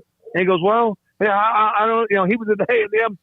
He said, I'm gone. He walked out of it too. So that's a true story. Yep. Phil, thank you. What would a win mean for Baylor? Just any win. I know Kansas State's struggling, but they're going to come in here with their hell bent for election as well. What would a win just help? How much could that help? Well, listen, it's why we play. It's why we practice. I think it could be something. And what you're trying to do now, it's just 1 week at a time. Let's and listen, they had the last 2 weeks, even though they've not been wins. I mean, let's look at it. They go into Ames, Iowa, 38-31. And you saw Iowa State's a pretty good football team. Now you've got you go to Lubbock, you lose on a walk-off at the end of the game. This will be a game that keeping the spirit and going out, executing. And I think the key word, I'm sure Dave would say this, is finish. Start and finish. Yep. Finish this game and get it done. Thank you as always, Coach. Appreciate your time. Thank you very much. Thank you, guys. All right. We'll talk to you. Phil Bennett, former Baylor defensive coordinator, with us with all the stories. Sometimes those recruiting stories are where he's even more gold than anything else. And just truth serum. I'll add on to Chris Boyd. Chris Boyd was coming down for a camp, and they knew that he was not really interested and that he was, all but heading to Texas, I believe. And so he's on his way or whatever it was, and I believe it was one of the coaches called him and said, "Hey, don't bother coming down. We kind of know," because they figured out he was going to come down and basically recruit for Texas at Baylor's camp, and so they got wind of that, and as you could tell, Phil Bennett caught wind of that pretty quickly, and they told him to not even show up, and he didn't, and of course he signed with Texas, and of course he played there, and all that jazz. But it was interesting to hear about Chavis and. A&M kind of backing away. A&M was hot and heavy on Boyd. That was back when they were trying to get that whole recruiting class of Dalen Mack and Larry Price, a bunch of guys who didn't even end up doing anything, quite frankly. Was Boyd and Hill the ones that they were committed? Yeah. Or Hill was committed, Boyd and then was Hill posted the jersey, the Texas jersey. And then that was Kyler Murray. Kyler Murray did that. Yeah. Hill was a guy that Baylor, I think there was actually a lot of mutual interest there, but Boyd was one that was basically just playing the game. And he's also the one yesterday that may cost Minnesota the football game. Yeah, he was. If you are in a fake punt situation and a guy uncovers you, why would you move like he did in the first place to be an illegal formation? Why would he draw attention to him being all by himself? He does love to draw attention to himself. No, he's no question. That's the thing. He cannot help it. Yeah, just Chris Boyd. And look, it would have worked, like you said, without him doing that. The punter saw it. The punter saw it, and then here's hey. And on the next play, they punt, and then he gets a holding call against him, whatever it was. In back-to-back special teams play that gave Dallas incredible field position that they wouldn't have had at all. Minnesota would have kept retention of the ball. And Chris Boyd just couldn't help himself. Well, that Indiana-Ohio State game turned out to be pretty good. It was not good early on, but, man, big time congrats to the Hoosiers on that effort. And they're probably now doing what Baylor fans have experienced at times. As soon as, Art Briles was doing really well, now all of a sudden you have to live with the fear of him going somewhere else. And that's one thing that's kind of nice right now to not have to worry about, because then Matt Rule was the same freaking way all 3 years that he was here. Even when they were struggling, he was getting NFL talk. But Tom Allen, get ready, Indiana fans, because all your buddies in the Big Ten and everywhere else is looking for a coach. They're going to be banging at the door here pretty soon. It's 5:30. We had Stephen F. Boston's Colby Carthel set for this segment, but because of Baylor men's basketball, which we discussed at the start of the show, having to pull out of that tournament, the Umpire Classic at the Mohegan Sun, and then, of course, Baylor back at work with Kansas State Saturday. The story about Treon Smith passing away, all of that. Let's go 254-339-1122. Are you is the roof falling in on you as a Baylor fan on many things? And I did ask. I saw somebody on the message board say that Aranda just doesn't give you much. I completely disagree. He's not you're going to run through a wall for him type of speaker. But if you really listen sometimes to him, sometimes, he's going to give you vanilla, but sometimes there's Neapolitan, sometimes a little chocolate, sometimes a little rocky road. In my opinion, if you didn't hear it or you did hear it, that's fine. We appreciate it. It's up, right? Armstrong and Jack and CJ. Jordan Jenkins, he's up, a Baylor commit. While all this concern about guys decommitting, Jordan Jenkins saying, hey, I'm trying to hold us all together. He's all in to sign with Baylor sometime in December, but he's got games to win in the playoffs right now. I would say, too, on Aranda, it's almost like for us, I mean, what do you say after another loss? Mm-hmm. I mean, there's only so many times you can talk about the process and and so I was thinking the same thing as far as just there's not a lot of nuggets, so to speak, of news and notes, but when I was getting those back in the day with Art Briles, I mean, they were winning every week. So it was the interesting stuff was who's playing this new position or who's doing that. Guys, we can't even see these guys in person, so we have not watched a second of practice, have we? No, not a single second of practice. Not 1 second, not a snap. So, it's just different in that way as well. And then, you put losing on that. Matt Rule's first year of interviews were great, but he's just a totally different personality. And he was even saying the same things after a while of just like, we've got to get better. And you don't want to hear it, but that's just the honest truth. Is like, that's all that there's really to do. But even though he was more dynamic in a way, if that's the right word, that doesn't mean you can't be dynamic and just soft-spoken but so you had the way he talked and people didn't lie. He's not, same thing. So then you have Dave Aranda, completely different personality, and you don't like it either. It's all not about how the coach is talking or what he's saying. It's about the fact they're not winning right now. So I understand how you can negative. I don't know what's going to happen going forward. I don't know if they win Saturday, but we'll see. But everybody, look, when he was winning, before everything happened, everybody loved Art Briles. And week to week, I mean, you've had some good interviews, and we've had some good interviews with Art Briles over the years. But for the most part, if you graded him on a scale of 1 to 10 most weeks, he was a 4. Yeah. I mean, he just was. And 4 means no more than 3 or 4 minutes. That doesn't mean you can't get something really juicy between 3 and 3.5, 4 minutes, but that was it. I mean, when you had pneumonia, or there was a couple times where you're out, had family business to take care of. When I had to do that interview, Colin Schillinglaw would stand right behind him, and essentially, I was one time waiting for him to just hold up like the red. You were running to 400 meters, like the basketball clock. Yeah, like all right, 10-second clock. Yeah, and I think Aranda's not going to suddenly like have a booming voice ever. He's going to be who he is, and he's going to sound how he sounds. But I think have everybody breathe a little bit after this season's over with. Kind of collect themselves a little bit. Get some normalcy if at all possible. Have a regular spring ball. I think we'll see him open up in various ways. And I think he has to an extent. I just think, it's kind of hard for people to want to go and listen to 10, 15 minutes of a coach when, they're not happy with the product on the field. And that's natural as well. But I think everything's going to be fine. I really do. And if I'm wrong, I'm wrong. Yeah, and we'll see. And one of the other things I want to say is that there's not many fan bases that have a chance with the head football coach of a college program, a Power 5 program, or even lower. You get 15 minutes. No. Or 16 minutes, or sometime 20 minutes. And the access has been amazing. I appreciate it. We don't always get what we want, but I'll tell you right now, Dave Aranda hasn't blinked at any question I've asked him. Right. And today there was some negative things I had to ask him about. And the bottom line is, look, if the coach is winning, none of the fans care how he is in interviews. No. Zero of them care.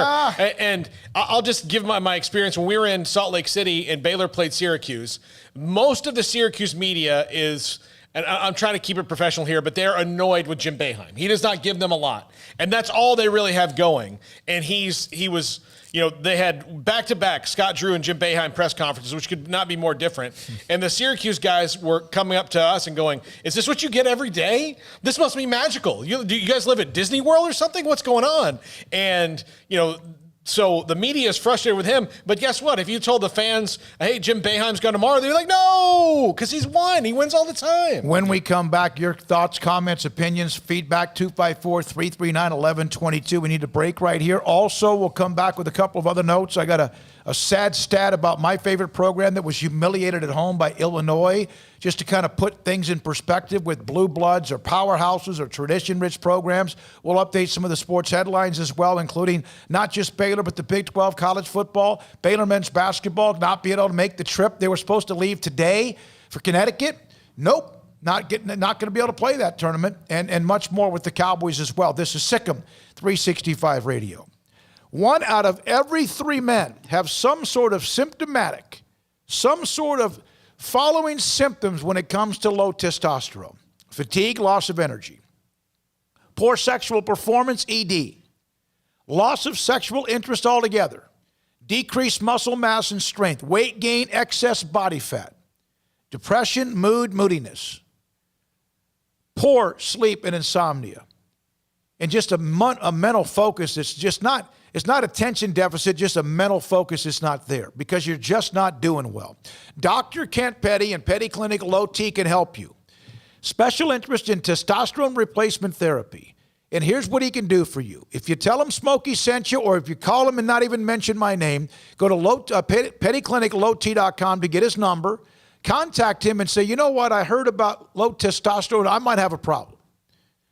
How do you find out? You get your blood work. How do you get the blood work? He'll contact somebody to get your blood work at a discounted rate. Tell him Smokey sent you, and then get your testosterone levels, your blood work, He'll also check for your PSA level for prostate cancer, cholesterol, whatever else.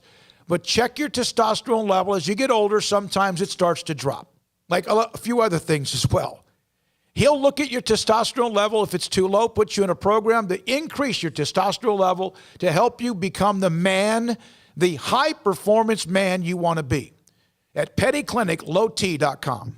With so many companies and policies out there, it gets so confusing shopping for insurance, and I never know if I'm getting the policy that's right for me. Luckily, I met the team at the Niche Group Insurance Agency. With the Niche Group, you can go to one company and get access to coverage options from many insurance carriers, and you get to speak to a real person about your specific coverage needs. With the Niche Group, I know I'm getting the right coverage at the right price. If you need insurance, talk to the experts at the Niche Group at 1-800-258-8302. At Ideal MRI, we feel blessed to be a part of the Waco community. We're a small family business right here in Central Texas, and our goal is to bring down the cost of healthcare while maintaining high quality. At times like this, the cost of healthcare has never been more important, and unfortunately, significant illnesses and injuries still occur. That's why Ideal MRI is open and here to serve you through the difficult time. We offer premium MRIs just like a hospital with state-of-the-art technology and specialists, but you'll pay less. Sometimes thousands of dollars less, whether you're using insurance or not. At Ideal MRI, we accept most insurance and there are no hidden costs, even offering financing if that's needed. Everything included in the price, and you'll not get something as a surprise in the mail later on. If you need an MRI, ask your doctor about Ideal MRI. They'll know. You can schedule an appointment safely from home online in minutes at idealmri.com or give us a call, 833-IDEAL-MRI, idealmri.com. Texas Board Certified Personal Injury Trial Lawyer and Baylor alum David Willis and Baylor alum Parker Willis are ready to help if you or a loved one has been wrongfully injured in an auto accident, SUV rollover, industrial accident, 18-wheeler crash, or were seriously injured by a defective product or recalled drug. Call them for a confidential and free case consultation at 1-800-GOT-HURT or visit them at texastriallawyer.com, principal office in Houston, Texas.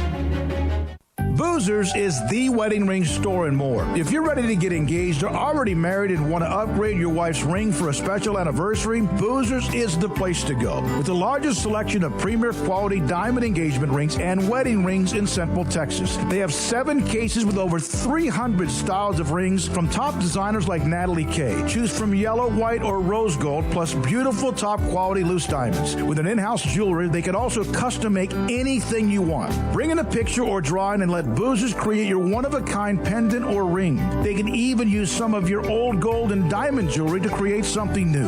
At Boozers, you'll find a great selection of quality timepieces, and Boozers is the place for expert watch maintenance and repairs too.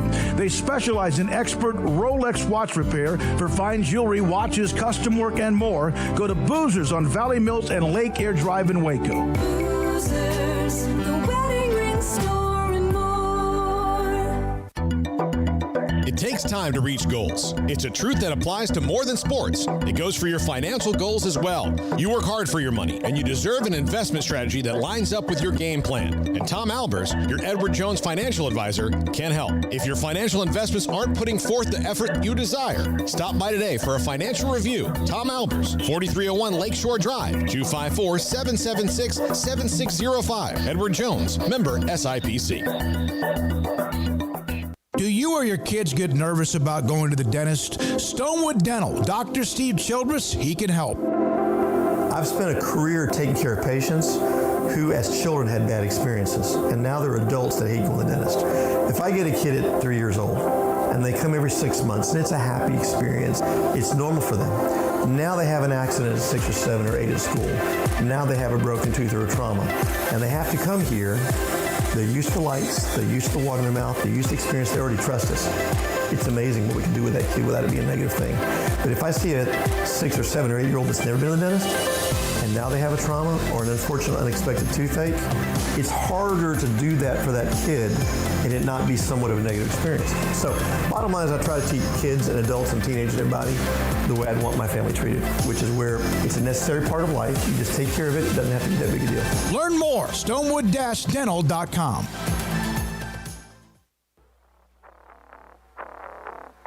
Welcome back to SicEm365 Radio. The Sic'Em365 Radio app is sponsored by Alan Samuels Dodge Chrysler Jeep Ram Fiat in Waco. Your friend in the car business at Loop 340 and east of 84. Come by. Let's be friends. All right, this is a stat that hit me hard, that Nebraska, who was humiliated by Illinois, they've lost 28 games in the past 4 years. From November of 1985 to November of 2001, they lost 28 games. Yikes. Yeah. Carry on with your evening. This is from Dirk Chatelaine. He's a columnist. Think about that. And I'm sure your Seminoles have had that kind of stretch. Penn State's about to have theirs. Notre Dame's had theirs. Texas has had theirs. Hey, my school just got accused of using COVID to back out of a game. Dodge playing the Clemson. Oklahoma has been very good for a long time now. The 90s were entirely forgettable. The late 90s they were, until Stoops arrived. In his first year, they were 6-6 after the, Snellenberger and the late John Blake as well. All right, 254-339-1122. Rick in Groesbeck. Thanks for your call. You're on Sic'Em365 Radio. Well, guys, first, hey, this is Rick from Groesbeck, and I've called you guys many times, and it took me a while to find you. So if you'll give me just a second, let me tell you, I just appreciate the way you guys cover sports here in Central Texas, and you guys just do a fabulous job, and I'm so glad that I caught up with you, and it's a thrill. I love this show. Thank you very much. We all thank you. You guys do a great job. Hey, we've got some interesting games this weekend. I think Grandview and Malakoff, of course, La Vega, Argyle. But I wanted to give a heads up on number 7, Caddo Mills, and number 5, Pleasant Grove. Caddo Mills, the head coach at Caddo Mills is Cody Crane, who coached here in Groesbeck about 6 years ago, and he is one of the good ones in our business, in our high school football business. And I just wanted to give a heads up to him and wish him well. Cody Crane's one of the best coaches we've ever had here in Groesbeck, and he's showing it again. And I just wanted to shout out to Cody Crane and thank you guys for what you guys do. Rick, you know what? Thank you very much. They have a quarterback in Tyler Townley who's putting up huge numbers. They just hammered somebody. Pleasant Grove will, as you know, that'll be Van. They beat Van. That Pleasant Grove's a step up, and we know that, but they're not quite as elite as they have been the last 2 or 3 or 4 years when they won a couple state championships and played for 1 or 2 as well. Yeah, they're 9-3 right now. They also lost one of their stud defensive linemen, the young man that's been playing, he's a ball-headed guy. He's ball-headed. He's like a freshman on purpose. Oh. And so thank you, Rick. We're glad you got us. Thank you for finding us. Spread the word. I remember Rick from back in the day. Also, we just drove through Groesbeck a couple weeks ago. Yeah, we did. This just went through. Yeah, we did on the way down to Madisonville. Yeah. Drove past the auction house.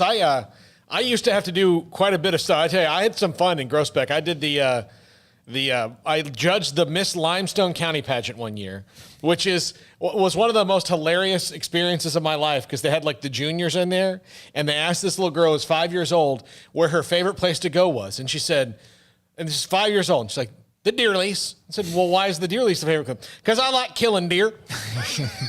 I thought, well, hey, God bless America. Perfect sense. Yeah. Hey.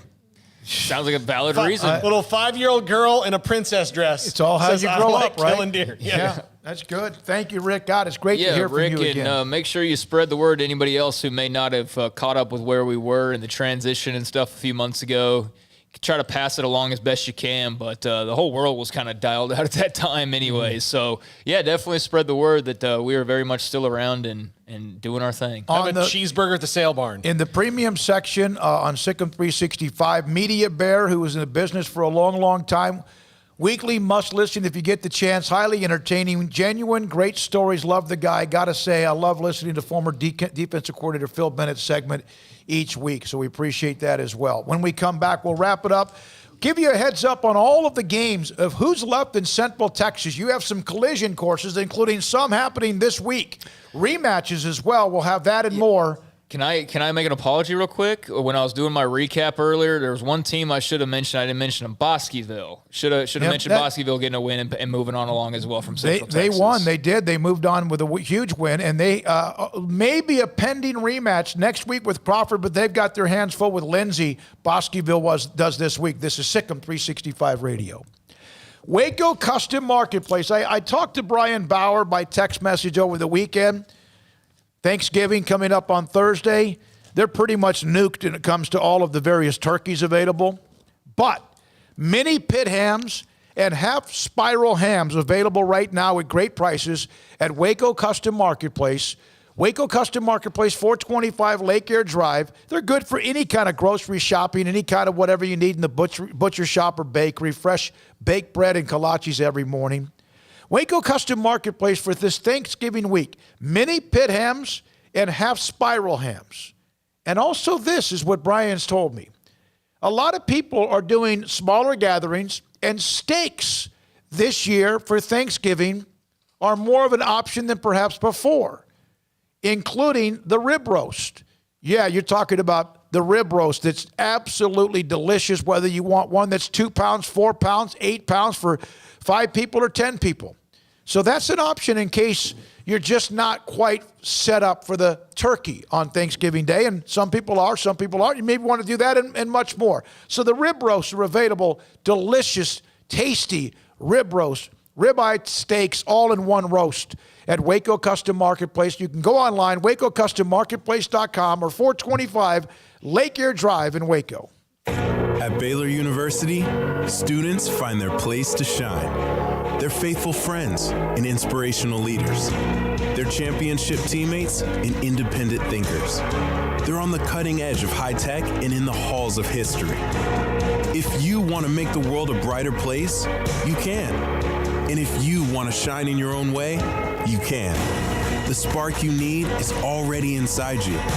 Bring it to Baylor, where lights shine bright.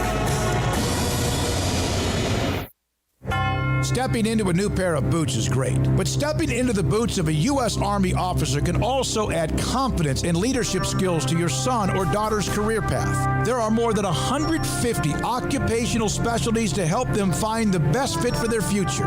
See all the things your son or daughter can achieve in our boots at GoArmy.com. U.S. Army Waco Recruiting Company, 254-598-8131 or 254-776-1543. From the first workout to the last practice, sports is an incredible challenge. Hi, this is Dan Ingham with the First National Bank of Central Texas, and we're proud to support each athlete, every parent, and our educators. From families, small businesses, to the biggest industry, we're here to help. With remarkable products like instant issue debit cards free at all of our banking centers, we've got banking ideas that fuel big dreams. The First National Bank of Central Texas, familiar faces making local decisions. Member FDIC, Equal Housing Lender. It's the heat of the summer, but the real heat is what you're cooking on the grill, smoker, or in the oven. So Waco Custom Marketplace can be your go-to playmaker for summertime grilling. You can't go eat anywhere else? Be your own chef with custom ordered and cut ribeyes, sirloins, fillets, New York strips with a focus on high-quality beef at a competitive price. Waco Custom Marketplace also has fresh deli cuts with sliced turkey, ham, pepperoni, or corned beef. Waco Custom Marketplace also your home for the freshest seafood in town. Salmon, shrimp, mahi-mahi. Great priced chicken products, whole birds, tenders, chicken breast, and wings. Waco Custom Marketplace with smoked items unique to Waco. House-made bacon, summer sausage, boudin, hot links, and German sausage. Every seasoning for every occasion, grilling, baking, or frying. Your hometown grocery store with canned goods, pasta, fresh baked bread, buns, chips, sauce, condiments to pickles, charcoal and lighter fluid, cold beer and wine. Best kolaches in Waco, mouth-watering cinnamon rolls, and here for the community every single day, helping you avoid the long lines in crowded stores, serving quality products to the Waco community. Go online for the weekly value boxes. Family owned and operated Waco Custom Marketplace, 425 Lake Air Drive in Waco or WacoCustomMarketplace.com. When we moved to Texas, we were like fish out of water. We didn't know anyone in our neighborhood until our Texas Farm Bureau insurance agent came to the house. She was so helpful and reassuring, a friendly face with that Texan hospitality I'd heard about. When we purchased a Texas Farm Bureau insurance policy, we knew we were making the right choice. We knew our family would be protected. Stop by and see our agents at one of our 3 McLennan County locations. Coverage and discounts are subject to qualifications and policy terms and may vary by situation. Let Camille Johnson Realtors guide you seamlessly through the process of buying your dream home or selling your current one. Commercial, farm and ranch, or residential, Camille Johnson Realtors can smoothly and successfully lead you through any transaction. With a team of 28 experienced agents who are excited about serving you, Camille Johnson Realtors services the entire greater Waco area. If you're in the market to buy or sell, contact Camille Johnson Realtors, 104 Midway Center in Woodway, or find them online at www.camillejohnson.com. Camille Johnson Realtors, elegant, charming, warm. Welcome home. Welcome back to SicEm365 Radio. Are you a SicEm365 super fan? Then try out our premium subscriptions at SicEm365.com. All right, Missouri-Arkansas game this weekend in football postponed. Missouri will now play Vanderbilt, which now means Tennessee-Vanderbilt, teams in the same state. That game postponed for Saturday, and they got to try to do some work in the SEC to get most of those games in. I noticed that you saw that on the timeline from Clay Travis, and, man, he and the Tennessee fans were talking that big smack early on, and not so much now. Well, now he'll start insinuating himself into the Jeremy Pruitt situation. Get him fired, yeah. Which, look, Jeremy Pruitt will be a defensive coordinator somewhere in 10 seconds. Oh, yeah. Just like if he gets fired, we'll Muschamp. But Tennessee needs to – the biggest thing they need to find is a quarterback. That's it, And if they got that, they'd be different. And if they fire another coach, that's going to be like 10 and 12 years. You're like, what are you doing? Let's say goodbye to somebody that we don't want to. CJ has been working with us behind the scenes pretty much almost from the beginning, right? When we moved into the new building. And, of course, Armstrong, Sims, Jack, Drake, so many people that have helped us behind the scenes. And you going to take a picture of him, Armstrong? He's trying to get him on camera, but the camera there. I'm short, man. Yeah. There we go. Is that better? Also, you probably even put a light on him. Yeah, you may want to turn the light on, too. He's got the black curtains behind him. CJ, get your I ass. blend Get in over with here. the curtain. No, you can't. That was actually He's good. got a microphone. No, you got a that was microphone. good. No, there you go. That's better. There you go. There you go. Look at the camera. Oh, okay. There we go. All right. Tell everybody what you're about to do and what you've just finished up doing. Okay. What did I just finish? Well, I just finished up working with y'all, basically. That's it. I came over, in September? Yeah. Yeah, like mid-September, and I've been here since then.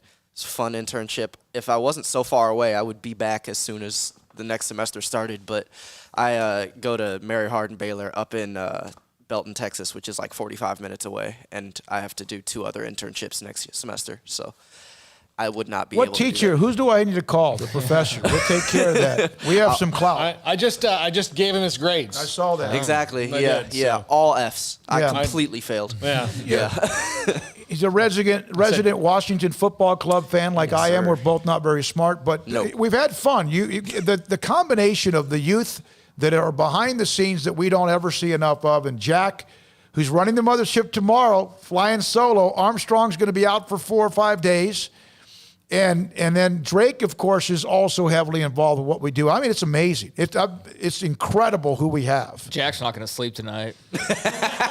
He really isn't. He's been nervous this some of those whole show. Vita dreams from Don Humidor. You'll knock you out. But really, though, we have had a great group of people, and we had. I was just asking Paul about Amelia, who was kind of our photographer early on, and she's already moved on to a job in Dallas. CJ's got what he's got going on, and he's been fantastic, dude. You've been a bright light around here for sure, with a very outgoing personality and all that. And so, yeah, man, we really appreciate you for sure, because, when we look back on the people like the building blocks, there's going to be Colton, Brian, and Ashley, of course, and the 3 of us, but there's a lot of other people, too, along the way. They were sitting up at Paul's house, back in the first few months, hanging out, and Deontay and Amelia and the 3 guys here and everybody else. Yeah, definitely, CJ, best of luck to you, man. Hopefully we'll see you around, dude. Thank you guys absolutely. very much. Yeah, no, seriously, good luck. I appreciate it. It's just far enough to be far enough. Just far enough, literally. Yeah, so you have 2 internships next semester. Yeah. Where are they going to be? So one of them, I have a job. It's got to be for like online communications, and I already have a job doing that. And then one is for print communications. So if y'all have anything that goes to print, I will come back down. Okay. All right. Okay. we might hit you up with that. No question. Got to get out of CJ, COVID thank era you. for the print stuff to get back in a big exactly. way. We're going to start doing a mail-out newsletter. CJ, tell everyone where you're from. Originally, I was born out in Dallas, but I was raised up in Washington, D.C. You would be the only person who would know this, but PG County, if y'all know where that is. So that's why I am a Redskins, Washington football team fan, Baltimore Orioles fan. Being a fan of those 2 teams is enough, so I can't be a Wizards fan. I can only take so much abuse. But and then now I live in Houston. Well, we've enjoyed you, man. Yeah, Good luck, and it. stay in touch. We'll stay in touch with us. Speaking of which, on one other quick note on the Cowboys, they won yet. Adam Thielen, who they didn't cover, so there's no danger with any Cowboys getting what he's put on the COVID list. So that's one of the interesting notes there. Oh, let's see. Anything else, Jack? You can call me. Talk you off the roof. Don't do anything tonight that's going to please. Armstrong, you jump on real quick with CJ. Tell everyone you're going back home up in Dallas, right? Thanks, CJ. Give him a second. Yeah, CJ, appreciate you. I know, man. Armstrong, you're going to be out for a few days. Have we done a show without you at all? No, I don't think so. Not with video, no. Not with video. This will be the first one. I have confidence in Jack. No, I do too. Jack's fantastic. Yeah, he came in and did some of those graphics that have been fantastic. Yeah. When I came in earlier, Armstrong was calmly walking Jack through it, and not at all. Just Jack had on an Indiana Jones jacket. I thought that was like maybe building up his confidence. I don't know what that was for. It's going to be fine no matter what. Paul and Craig are hard to deal with at times. Their personalities. I'll be right here supporting you. What are you laughing at? I plead the fifth. So you'll be back Tuesday? I will be back next Tuesday, Okay. yes. All right. All right. Thank you, man. All right, Jack, good luck, okay? Enjoy. Well, we're going to have fun tomorrow. And if it doesn't work out, what the hell? We wing it every day anyway. All right. Thanks to a lot of different people today, right? Let's go backwards. Thanks to Phil Bennett. Hey, if you were going to do the show, it's a great week to do it with the interruptions. Because Thursday and Friday are kind of just, because of the holiday week. So thanks to Phil Bennett. Thanks to Kevin Hoffman at Mart. Thanks to Greg Jacobs at Crawford. Thanks to former Yo head coach Rick Rhodes on the death of Trayon Smith and his cousin Desmond Williams. Thanks to Dave Aranda. Let's see here. Golly, I'm going... Jordan Jenkins, the Lindale running back as well, for his time in the scorpion bite, and he kept on working out with so many others. Tomorrow, we're loaded up again. We'll be all over it again tomorrow, including some Baylor football players are available, the latest on what men's basketball plans to do with their tournament trip being knocked out. Thanks to everyone, Armstrong, CJ, Jack. Thanks to Craig and Paul. Anything else, guys, to wrap it up? Just want to say rest in peace to Trayon Smith and Desmond Williams, and prayers to the Cameron Yo community and to all their families. No question about it. I'm David Smoke. Thank you for listening, watching, and being involved as often as you are. Good night on SicEm365 Radio.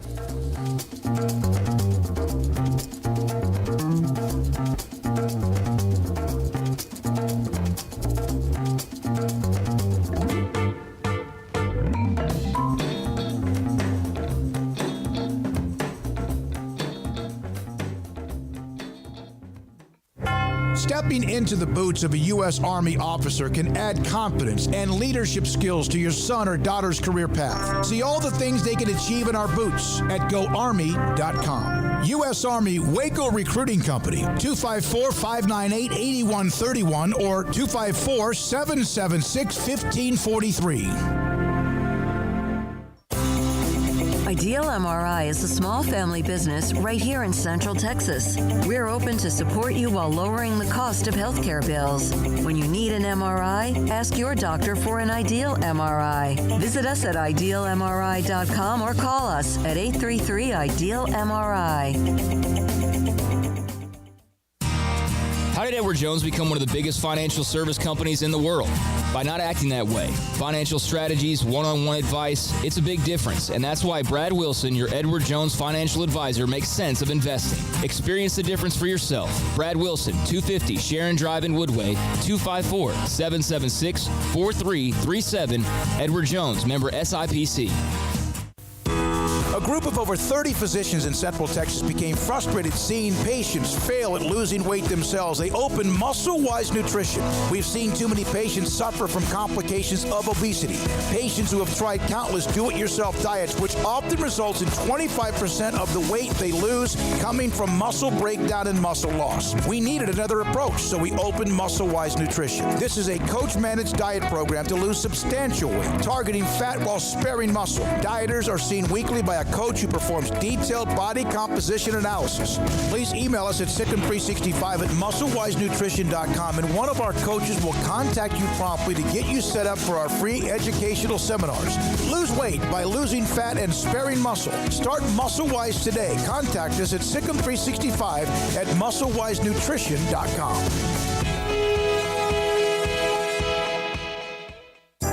Riverbend Liquor and Wine has their easy-to-access drive-thru open and convenient and clean in-store location on the corner of Lakeshore Drive and North 19th Street in Waco. Riverbend Liquor has the best and most extensive variety of craft beer selections in Waco, and Balcones whiskey, including single malt, pot still, baby blue, rye, brimstone, and the all-new lineage in stock. Riverbend Liquor and Wine, family-owned and operated, and a hidden gem in Waco on Lakeshore Drive and 19th Street. And find out more on Facebook and Instagram.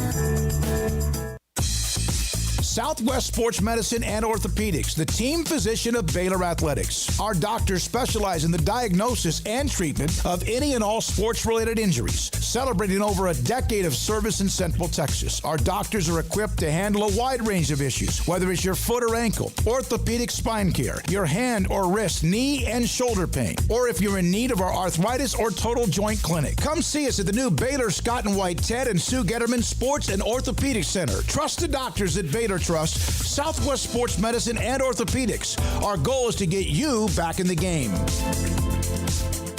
Did you know that 1 out of every 4 men have symptomatic low levels of testosterone and don't even know it? And if you think you're too young to worry about it, guess again. Low T levels can make you feel tired and grumpy, cause weight gain, and wreak havoc on your sexual desire and performance. Petty Clinic Low T can set up same-day blood screening and results, so if you're tired of being tired, I challenge you to man up and Google search Low T Waco or go online pettycliniclowt.com. It's a private clinic with an atmosphere catering to men.